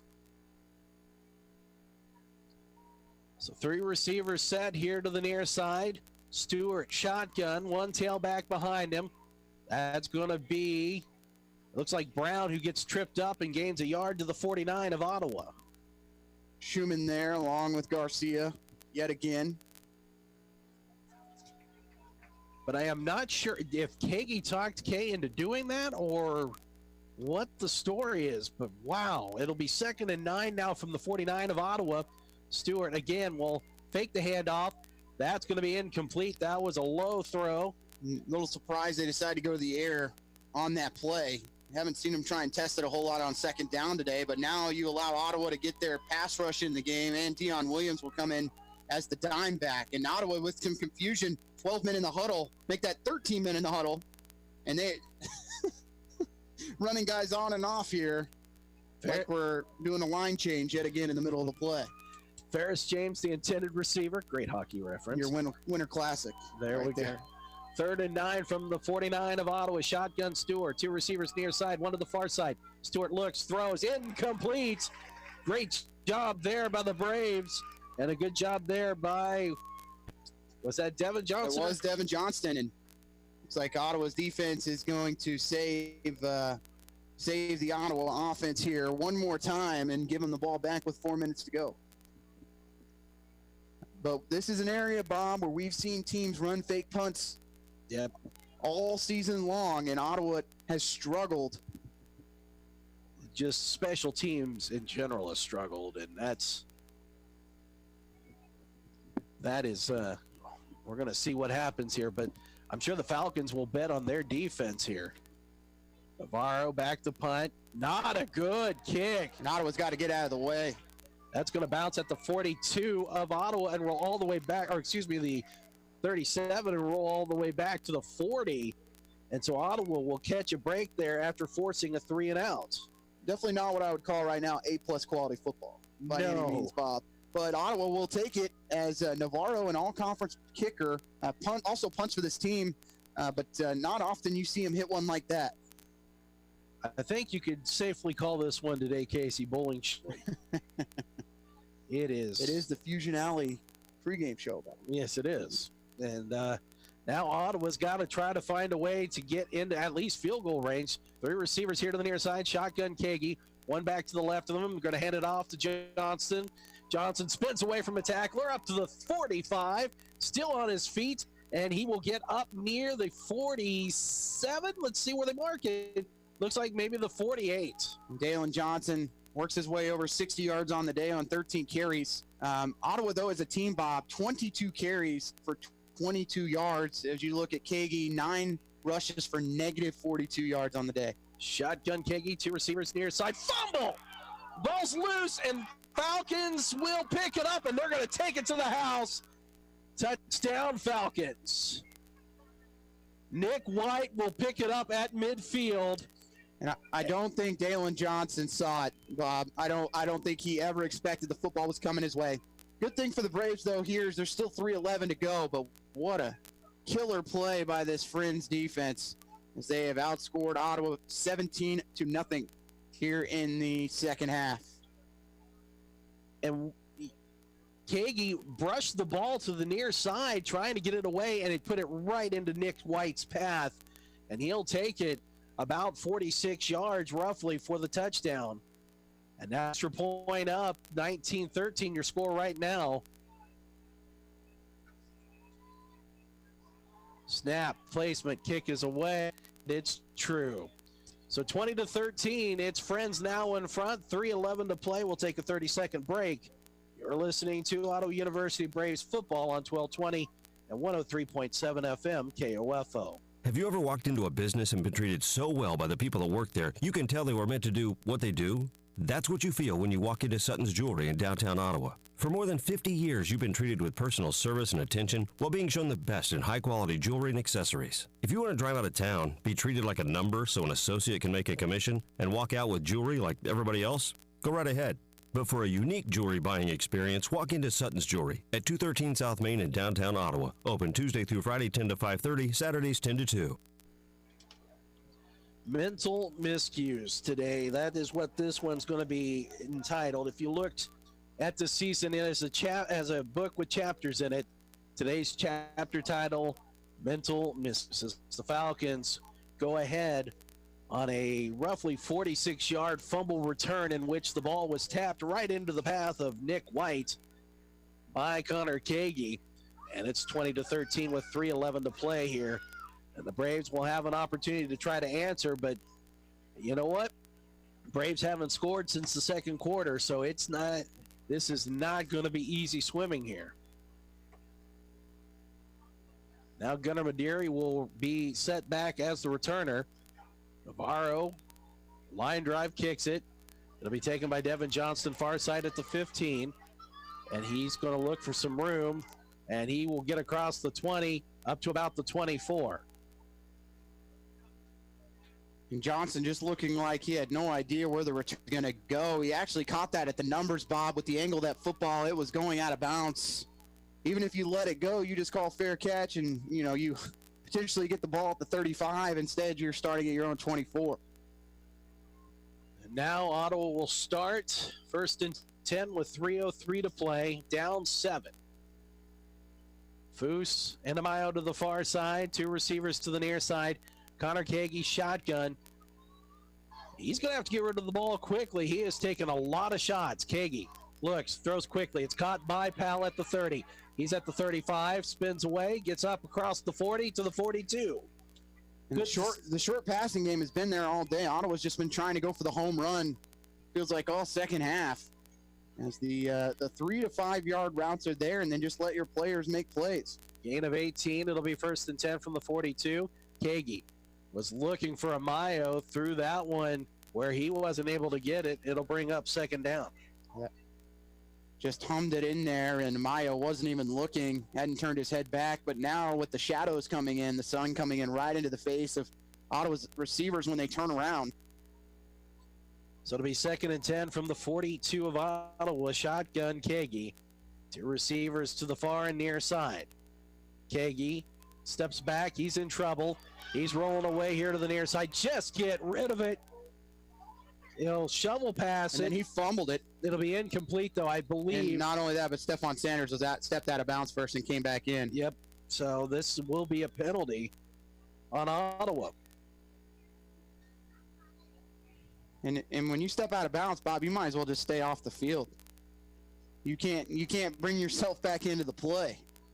That's one where Sanders just needs to stand on the sidelines and wait it out.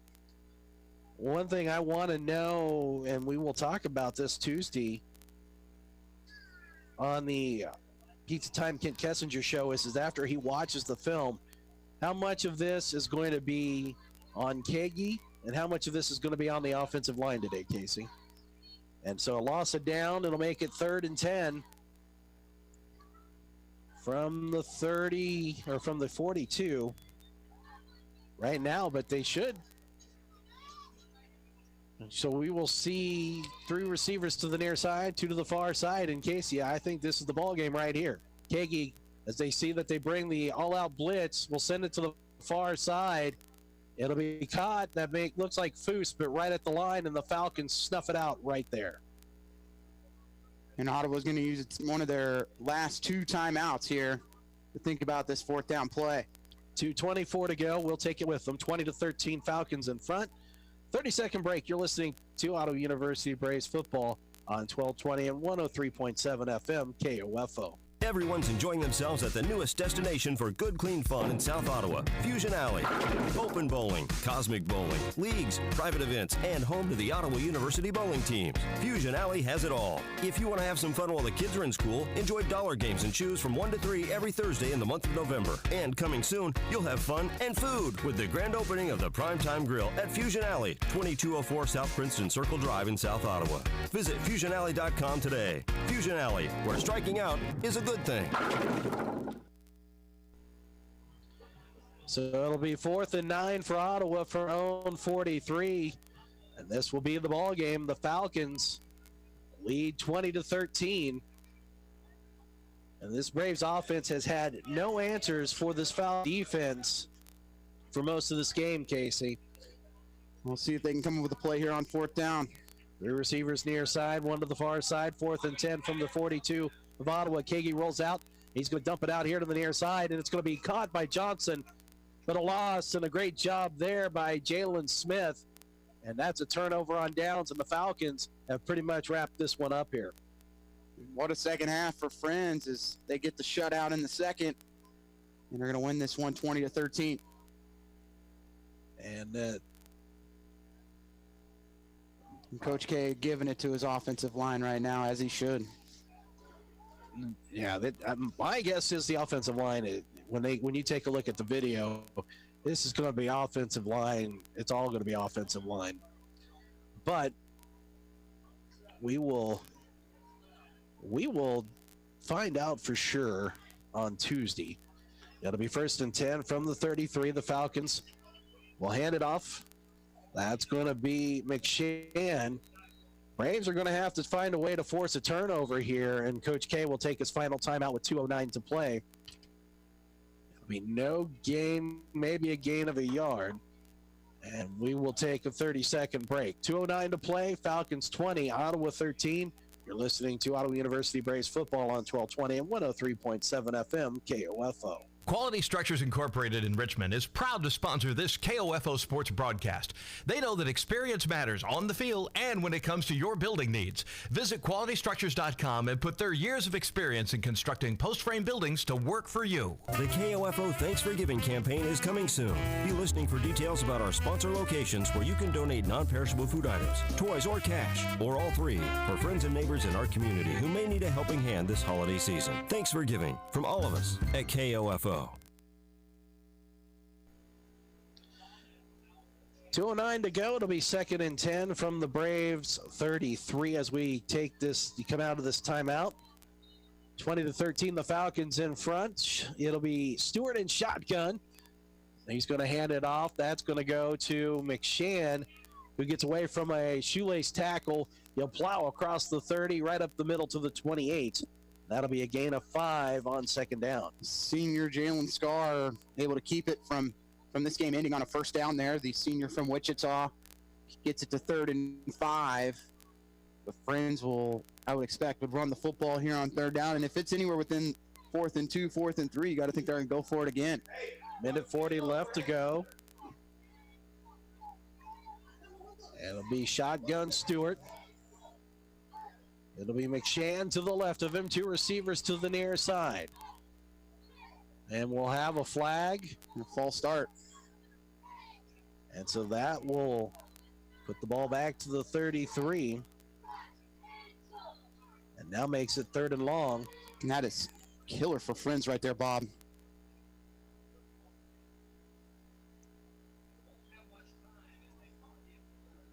He gave the offside signal. It's getting late for the officials too, Bob. Apparently. So that'll put the ball back at the original line of scrimmage, which will be the 33. Do they dare put it in the air here, Bob? I wouldn't. Why would you? You have no need. The way they've got it, the formation they're in right now, they're sure showing it. 2 receivers to the near side, shotgun. They're going to hand it off. That's going to be McShann, who's going to get caught in the backfield at the 35 for a loss of 2. And do you think about attempting a field goal here? You make this, the game is theoretically over, or you just throw a Hail Mary or you're going to go for it here on 4th down, but there are a lot more things that can go wrong than a missed field goal here. Well, with a quarterback who hasn't put it in the air a whole lot this year, a converted defensive back, the field goal's got to be in the mind here of that fringe sideline and head coach Dion Minley. Well, and they're going to let this clock run itself down, 10 on the play clock, and then get us to about 40 seconds here. Yep, you're going to, and then call that timeout here. Or no, they just took the delay of game with 37 seconds. Yeah, give their punter a little bit more room here on 4th down. Ottawa could force Navarro. That's in Navarro's head, Bob, after the last shank punt that only went 15 yards. Maybe try and put a little more pressure here on 4th down to punt it away. Coach K I think he can decline it.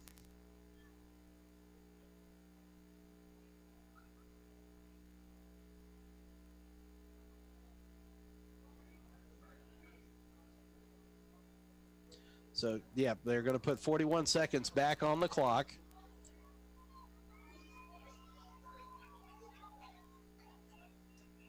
So the Braves will get it back, and again, the defense up to the challenge, Bob, and they're definitely not the reason that this team is down by 7 points today. No, this defense their mistakes were made with the penalties. There's been a couple penalties on this defense, but overall, you couldn't ask for a better day. Only 234 yards of total offense, 3.2 yards of play for the Falcons.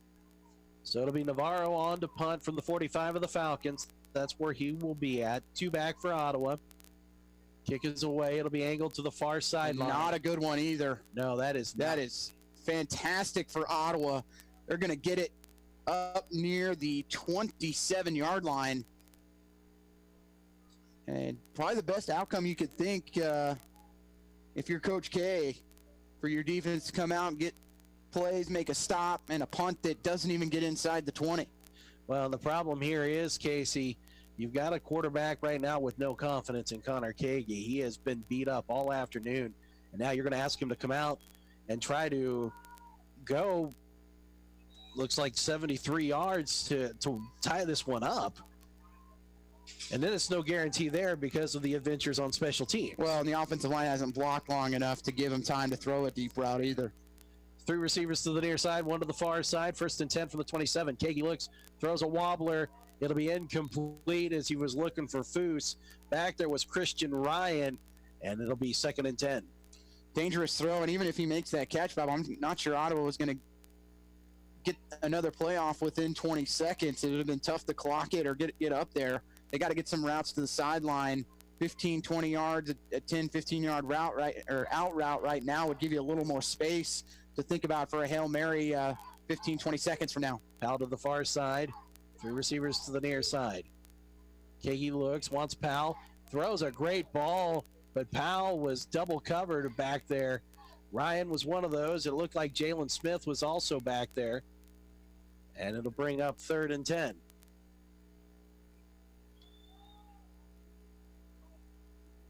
And so now Ottawa down to their final 2 downs with 25 seconds to go, down 20-13.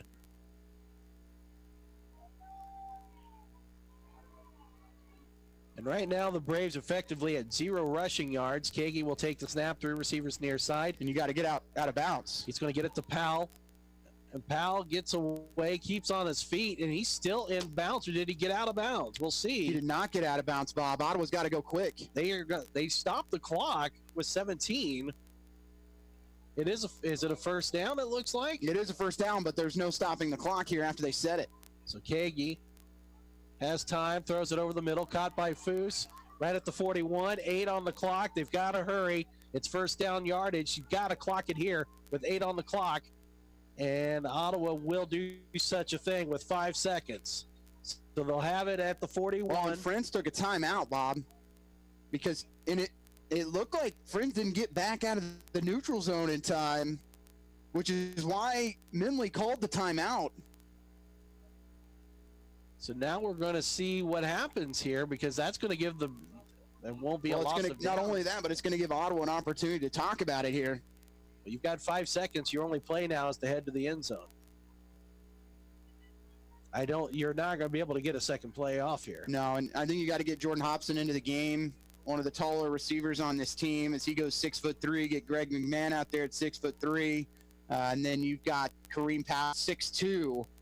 See if Friends makes any changes back there, brings out their 6'8" tight end. And made a grab early in the second quarter. Haven't seen him a whole lot since, but come out there to just kind of bat the ball away. But you're right, it's got to be to the end zone for Ottawa. So the Braves now with the final play coming up. Diamayo, Powell, and Foose to the near side. Sanders to the far side. They will keep Johnson in the backfield.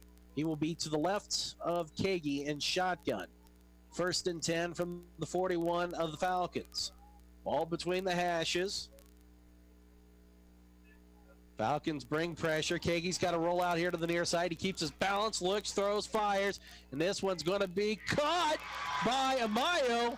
He gets to the 5, but that's going to, or they're going to say it is an interception. But that's going to do it. It's over. There's no time on the clock. And the Falcons will come away with a 20-13 win here at Advent Health Field. We'll take a 2-minute break, and we'll come back, and we will have the Fusion Alley Ottawa University Braves postgame show here on 1220 and 103.7 FM KOFO. At Capital One, you can open a new savings account in about 5 minutes and earn 5 times the national average. 5 minutes? That's less time than you spend arguing about how to pronounce GIF. Wait, GIF or GIF? Hard G. Less time than you spend trying to stick to your paleo diet. Resist the carbs. Ooh, brownies. No brownies. That's about 5 minutes to earn 5 times the national average savings rate. This is banking reimagined. Capital One, what's in your wallet? Terms apply. Rate comparison based on FDIC national rate. Capital One NA member FDIC. ABC Wednesday, country music's biggest night, will make history. You are phenomenal. Carrie Underwood hosts the CMA Awards with special guest hosts Reba McEntire and Dolly Parton. Performances by Miranda Lambert, Keith Urban, Maren Morris. Plus, Garth Brooks with Blake Shelton, Lady Antebellum and Halsey, Pink and Chris Stapleton, and so much more. The CMA Awards live, Wednesday, 8/7 Central on ABC. You're in charge of hiring, and Indeed has solutions, like online skills tests, which let a candidate show that they're the right hire. We'll also have a dolphin chatter excitedly in front of the perfect candidate. Okay, there's no dolphin. But skills tests, that's a for sure. See why independent research by Silk Road shows Indeed delivers 3 times more hires than any other job site. Visit Indeed.com/promo today and get a free sponsored job upgrade on your first posting. Terms, conditions, and exclusions apply. Hi, I'm Jack with Arvest Bank. My goal today? Play an epic drum solo. Here we go. 1, 2, 3. Sorry about that. Maybe I should have let an expert help me accomplish my goal. And for your financial goals, Arvest is the expert. We can help you rock out buying a new home in no time. Get pre-qualified in person or on your phone. When it comes to your finances, trust the experts. Trust Arvest, Equal Housing Lender. Braves lose by the final score of 20-13. So we welcome you into the Fusion Alley Ottawa University Braves postgame show. As it is brought to you by the Braves Sports title sponsor for the 2019-2020 season on KOFO, Fusion Alley. You know what, Casey? Go bowling again. You can join a league, host a birthday party, enjoy a night out with friends, and don't forget Cosmic Bowling every Friday and Saturday night at 9:30. Visit FusionAlleyOttawa.com for more information. Fusion Alley, good, clean fun at 2204 South Princeton Circle Drive in South Ottawa.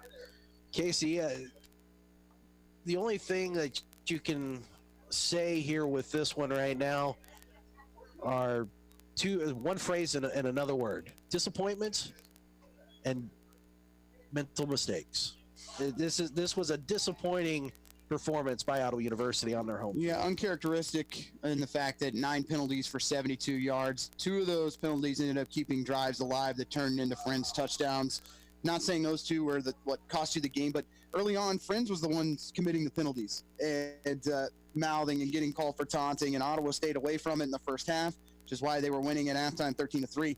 But Friends able to use their heavy run game with Marshall McShann, Juan Salazar, and Quincy Brown to take advantage in the second half of the opportunities in the short fields, and the fact that, you don't win a lot of games when you only have 20 minutes of possession and the other team has 39. Absolutely true on that one. And this offense, absolutely dreadful, especially in the second half. If you remember when we talked during the halftime show, the Braves had 163 yards of total offense in that first half. They end up with 261 for the entire game. And they just didn't really have a whole lot of drives. I'll have to go back, Bob. I don't think they had more than 3 or 4 drives in that second half, maybe. I mean, you look at what they had maybe just one drive in the third quarter that moved over to the fourth. But goodness gracious, that was tough to take in, the fact that they just didn't have the football at all in the second half. 6 drives. One of those carried over into the fourth quarter. But absolute dreadful performance by this team today. And you can't take anything away from the Friends Falcons. They played exceptional. But Ottawa was able to get some things going in that first half.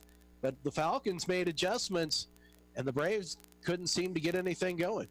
Well, you look at the turnovers Ottawa had too, Bob. The fumble in the middle of the field, the interception too that was taken off the board after Jalen King got the interception to get momentum back. And just you fumble inside the 10-yard line again.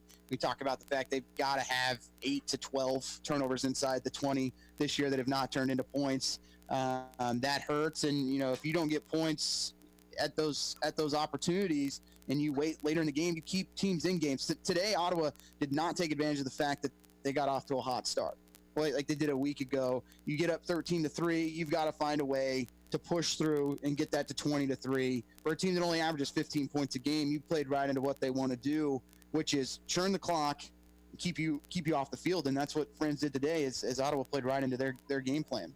And again, the penalties, that turnover that was taken back to the house for a touchdown, absolute killer. And you just had the feeling that after that one, that the Braves just were not going to be able to find their way back here today. Well, and it wasn't, the opportunities were still there. I mean, it wasn't like Ottawa didn't have their chances down the stretch to make some plays. And, Kagi did the best he could with what was in front of him, but the pocket was just collapsing all around him for the majority of that third and fourth quarter. And we knew coming in that the defensive lineman, Jeremiah Farms, was going to be a problem. He didn't show up until late in the fourth quarter and made a big play. And you look at Robert Garcia, who was able to track down Kagi, but 10 rushes for negative 44 yards is what Kagi finished at, and he was running for his life all afternoon. That's absolutely, absolutely awful performance by this offensive line. And it's sad to see, because now we've got a bunch of gentlemen who are taking their senior walk here at home. And when this usually happens, it means we probably won't get Coach K. Well, and it's frustrating, I think, for Coach K, because he knew what was out in front of him. I mean, for those it's not hard to go and look and notice that Coach K is 2 wins away from 100 and had his chance here with 2 to go to get that. And now you'll go to Bethany next week and you can get to 99, but then you got to think about it for another 200 plus days for the opportunity to get yourself to 100 wins. So that's disappointing, but it would be nice to see Coach K get that 100 here in the next year. We're going to take our final break here. We'll come back and we'll go through final stats, and then we will wrap this one up. But first, a 2-minute break. You're listening to the Fusion Alley Ottawa University Braves post-game show here on 1220 and 103.7 FM KOFO. Bold statement. Saving money with Geico is almost better than watching football. Think about it. When you're watching the game, yelling at the quarterback to throw the ball, throw it, Williams is wide open, why are you doing this to me? Use that rocket arm, come on! They don't listen to you. But if you went into a Geico office and yelled, someone please help me save some money on car insurance, everyone would hop to it. Except the intern, because it's his first day and he doesn't even have a computer yet. See? Better. Switch and save with Geico. It's almost better than sports. ABC Wednesday. Country music's biggest night will make history. You are phenomenal. Carrie Underwood hosts the CMA Awards with special guest hosts Reba McEntire and Dolly Parton. Performances by Miranda Lambert, Keith Urban, Maren Morris. Plus, Garth Brooks with Blake Shelton, Lady Antebellum and Halsey, Pink and Chris Stapleton, and so much more. The CMA Awards live Wednesday, 8/7 Central on ABC. At Capital One, you can open a new savings account in about 5 minutes and earn 5 times the national average. 5 minutes? That's less time than you spend arguing about how to pronounce GIF. Wait, GIF or GIF? Hard G. Less time than you spend trying to stick to your paleo diet. Resist the carbs. Ooh, brownies. No brownies. That's about 5 minutes to earn 5 times the national average savings rate. This is banking reimagined. Capital One, what's in your wallet? Terms apply. Rate comparison based on FDIC national rate. Capital One NA member FDIC. I'm Dr. Bob Arnott, and I treat pain with Salonpas. Before you take anything for back or joint pain, I recommend applying topical pain relievers first, like Salonpas lidocaine patch. Salonpas lidocaine contains the maximum strength lidocaine available without a prescription. It blocks pain receptors, providing effective, long-lasting, and non-addictive relief. Also available in roll-on or cream. Look for the silver Salonpas box in the pain relief file. Salonpas, it's good medicine. Sponsored by Hisamitsu. Back here on the Fusion Alley, Ottawa University Braves post-game show. It's brought to you by the Braves Sports title sponsor for 2019 and 2020 on KOFO Fusion Alley. You can go bowling again. You can join a league, host a birthday party, enjoy a night out with friends, and don't forget Cosmic Bowling every Friday and Saturday night at 9:30. Visit FusionAlleyOttawa.com for more information. Fusion Alley, good, clean, fun at 2204 South Princeton Circle Drive in South Ottawa. And that might be a place where head coach Kent Kessinger may want to go and try to lower the blood pressure at this point in time. What a rough one today. Yeah, yeah, that's about the only way that you can put it.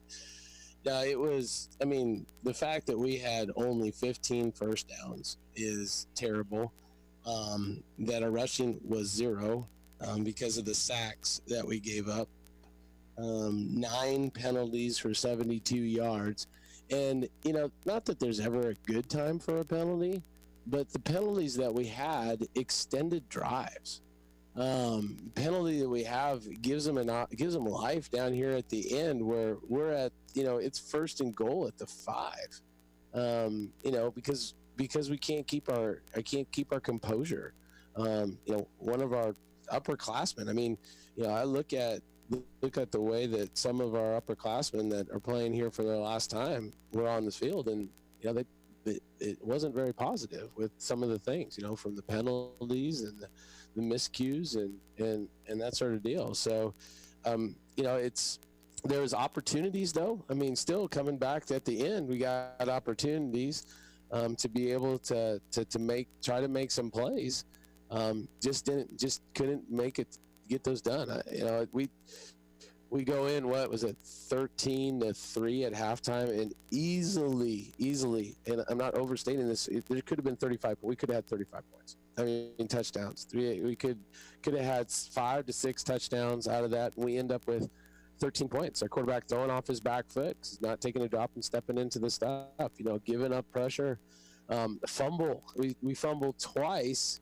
We fumbled, I know we fumbled once on offense going, you know, a short yard, going into the end zone, and we fumble on a punt return because, you know, it's on our sideline. We're screaming, get out of the way, get out of the way. We're screaming the code word for that.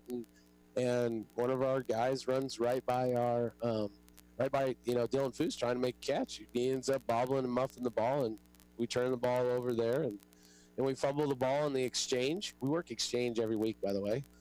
We work just in a period every week. We work exchange. We fumble the exchange. They scoop and score. The difference in the game is a fumbled offensive play with things. So we had opportunity after opportunity, and we just did not capitalize on those. No, and you know, one of the things that we talked about was, even though with the middle miscues on both sides of the ball, you really can't blame the defense for their performance today. This offense just couldn't get out of their own way. They finished the first half with 163 yards. They finished the game with 2-1.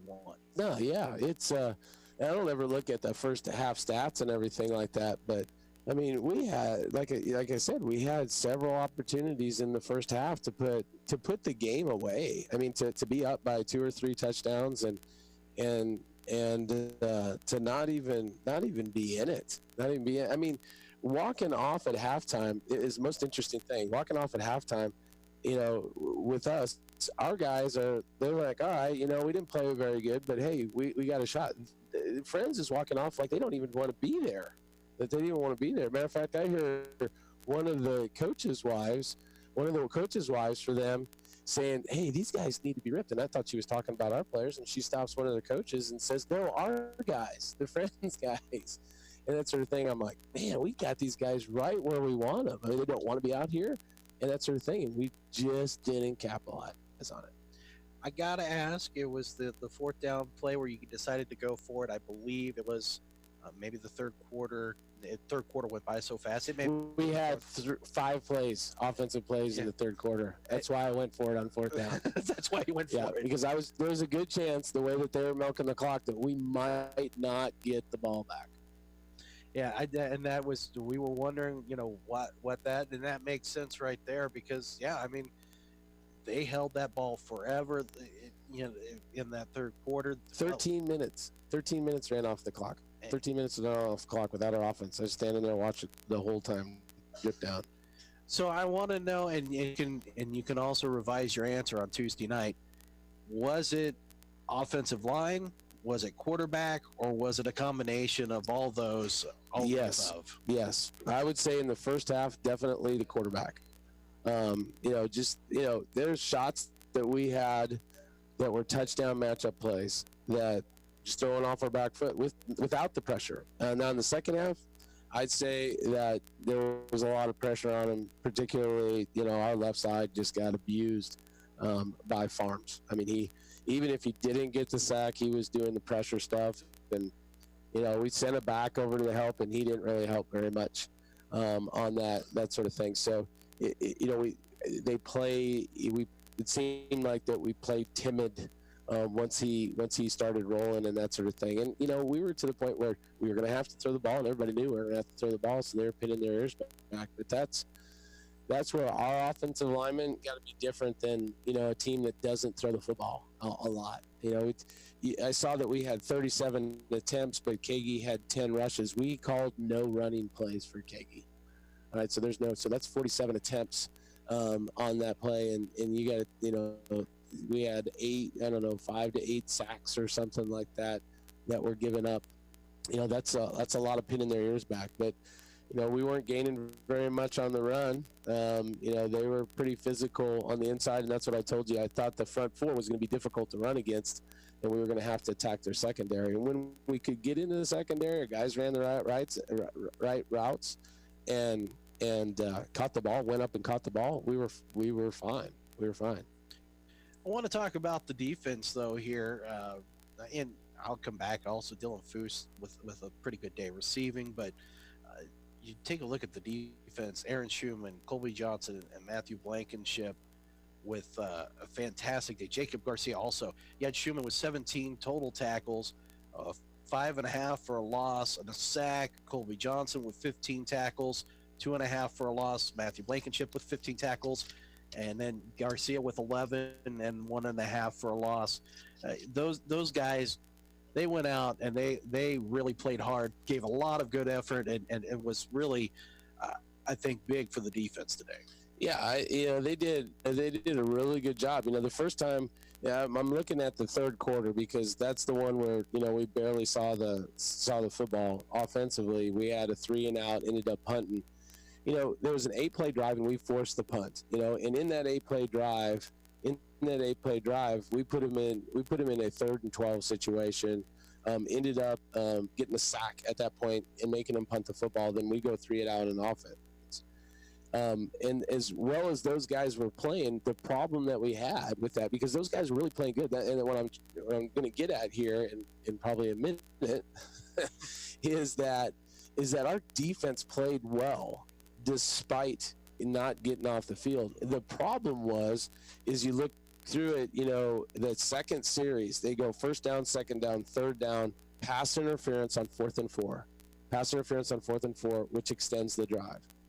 First down, second down, third down, and then we call a timeout and that sort of thing. They're at the 24-yard line with 3rd and 11, and they complete a pass.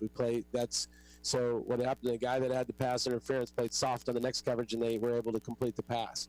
All right, so then we get it to 3rd and 1, and we tackle them for a loss. We tackle for a loss or 0 gain. It's 4th down. They're at the 15-yard line. I think at that point they don't go for it. They end up kicking a field goal because their kicker was, okay, but we get unnecessary roughness. So we give them first down and goal at the 7, and they score on the next play. So the deal is I think our defense actually played well, and our defense has been slighted a lot this year with things, but I think our defense played well. The problem was that we had bad timing penalties, which were, one of them was, we didn't need the pass interference, obviously. It wasn't that, but that's a bad play on the ball. But the personal foul, those are uncalled for. Those are uncalled for on that.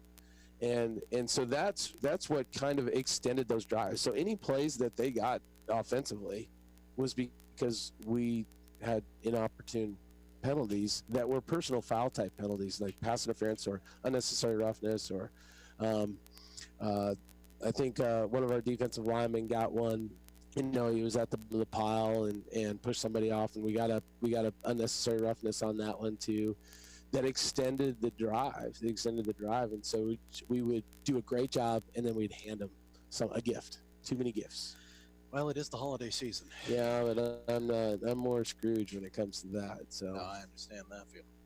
Well, we got to talk. We'll talk on Tuesday, and you'll have time to look over film. Will you bring somebody new? Are you going to not go into cardiac arrest? Let me ask you that after. Yeah, I'll be fine. Okay. I'll be fine. Okay. I mean, I'll be fine with that. But we got to get these guys to play. Put one more together, and I mean, again, this is a game we should have won. And Bethany, I don't know how they're doing today, but Bethany should have beat these guys last week. And they see, so I'm Bethany, whether they won or lost today, they see the fact that we lost to Friends. They should have beat Friends last week. If they don't drop the ball, they're gonna score a touchdown and win. The quarterback drops the ball, and they got to be thinking pretty good. And they got some good receivers, and they're gonna pitch it around, and we're gonna have to play really good defense. Looks like Bethany is down 26-20. Not sure if that is a final yet or not. This one finished up a little bit earlier than everybody else. So, but who do they got this week? They have McPherson. McPherson. Yeah. Oh, yeah. That's right. That's right. Battle of McPherson County. Yes. So we'll talk about that. We'll talk about this one. We have the finals for home recall. Yes. And I am looking forward to that. Maybe some awards to hand out. Some awards to hand out. Do you have the Bob Johnson? Bob Johnson. I don't know if we should go memorial yet. Yeah, but inaugural, pre-memorial. What is it? What do we do for that? Exactly. We'll come up. Living memorial because he's living and it's yet in memory of him. Yes. So we'll have to come up do some research. We'll get Casey on it. Yes. Things like best hair. Yeah, definitely. There's a couple guys that got that opportunity for us. We'll get some. We'll come up with some things. We'll do that because it's going to wrap it up for us. I mean, we're now into the final week. Yeah, as I tell the guys after the game, we got 5 more practices. We got one more game. Got one more opportunity to go out with a good run at it. And kind of send the seniors out. I was kind of hoping to send the seniors out today, with a good deal. I'm going to go up and we're going to talk about a little bit of of what the accomplishments that they've had in their career, while they're here and that sort of thing. But yeah, we like to be able to put them out the right way. So when they walk off the field for the last time, they can hold their head high. Not only did they play well, but they ended with a W. And it's always good to get one when you go back home. So certainly, and Coach K will be heading back to home territory next week in Lindsborg at Bethany. And we'll go ahead and wrap it up with this one here on the Fusion Alley Ottawa University Braves post-game. Coach, thank you for joining us. I know that this was not really a fun conversation to have, but we appreciate you being here, and we will talk more on Tuesday. And so Casey Weeder will rejoin us, and now get set for the one final game and try to go out on a positive note. Well, you knew, just looking at the schedule when the season started, that the one to finish it off on the year was going to be a lot of storylines. You're going to go back to for Coach K going back to his alma mater, and then you've got a coaching staff at Bethany, which made the move from Ottawa to there a year ago. So a lot to play for, to play in front of maybe some coaches that whether they gave you a chance or you liked them or you didn't like them, chance to show what you have now if you're an Ottawa player. And show a little bit to Clarence and to Kern White, and prove something on Saturday. And the same's going to be for Bethany. They want to go out with a win as well, and they've been improved. That was a team that was on its way to being 0-10 early on in the year, and they've played some very competitive games just based off how they're doing today against McPherson. They should have won against Friends. They play. Really the games they were only out of was Kansas Wesleyan, and that one was rough for them. They only had 58 yards of offense in that game, but you take that game away, and they're a dangerous ball club. You talked about the receivers a little bit. They've got size. They've got length. They can press the ball down the field. They can go deep. Aaron Denson has a lot of really good qualities, but he's not very tall. So if Ottawa can get some pressure on him, get some hands in his face, never know what can happen. But two teams that are, nothing on the line on Saturday besides bragging rights and an opportunity to get one over on your old buddies. So, and when the Swedes and the Braves get together, that's just history supersedes everything else, because you want to get one over on Swedish Meatball Week. Well put by Casey Weeder there, who is the best color guy in the KCAC, if not the Midwest at least. I mean, you're not Pat McAfee yet. No. But you're Pat McAfee. No. You are Pat McAfee. I don't know, but I don't wear jorts, Bob. Well, it takes a special man to put on jorts. We're going to get you in some jorts. We're still doing this kicking competition. That's going to wrap it up for us here this afternoon. As I just wrecked the equipment, right before we go. Right, hey, we're still on the air. We're good. We're still on the air. Everything's good. It's all good. So we will wrap it up here this afternoon, and we appreciate y'all joining us. And let's say thanks to Larson back on the air. Keep back on the station, keeping us on the air. Braves to lose by the final score of 20-13. And we will talk to you Tuesday night from Pizza Time for the Pizza Time Kent Kessinger Show here on 1220 and 103.7 FM KOFO.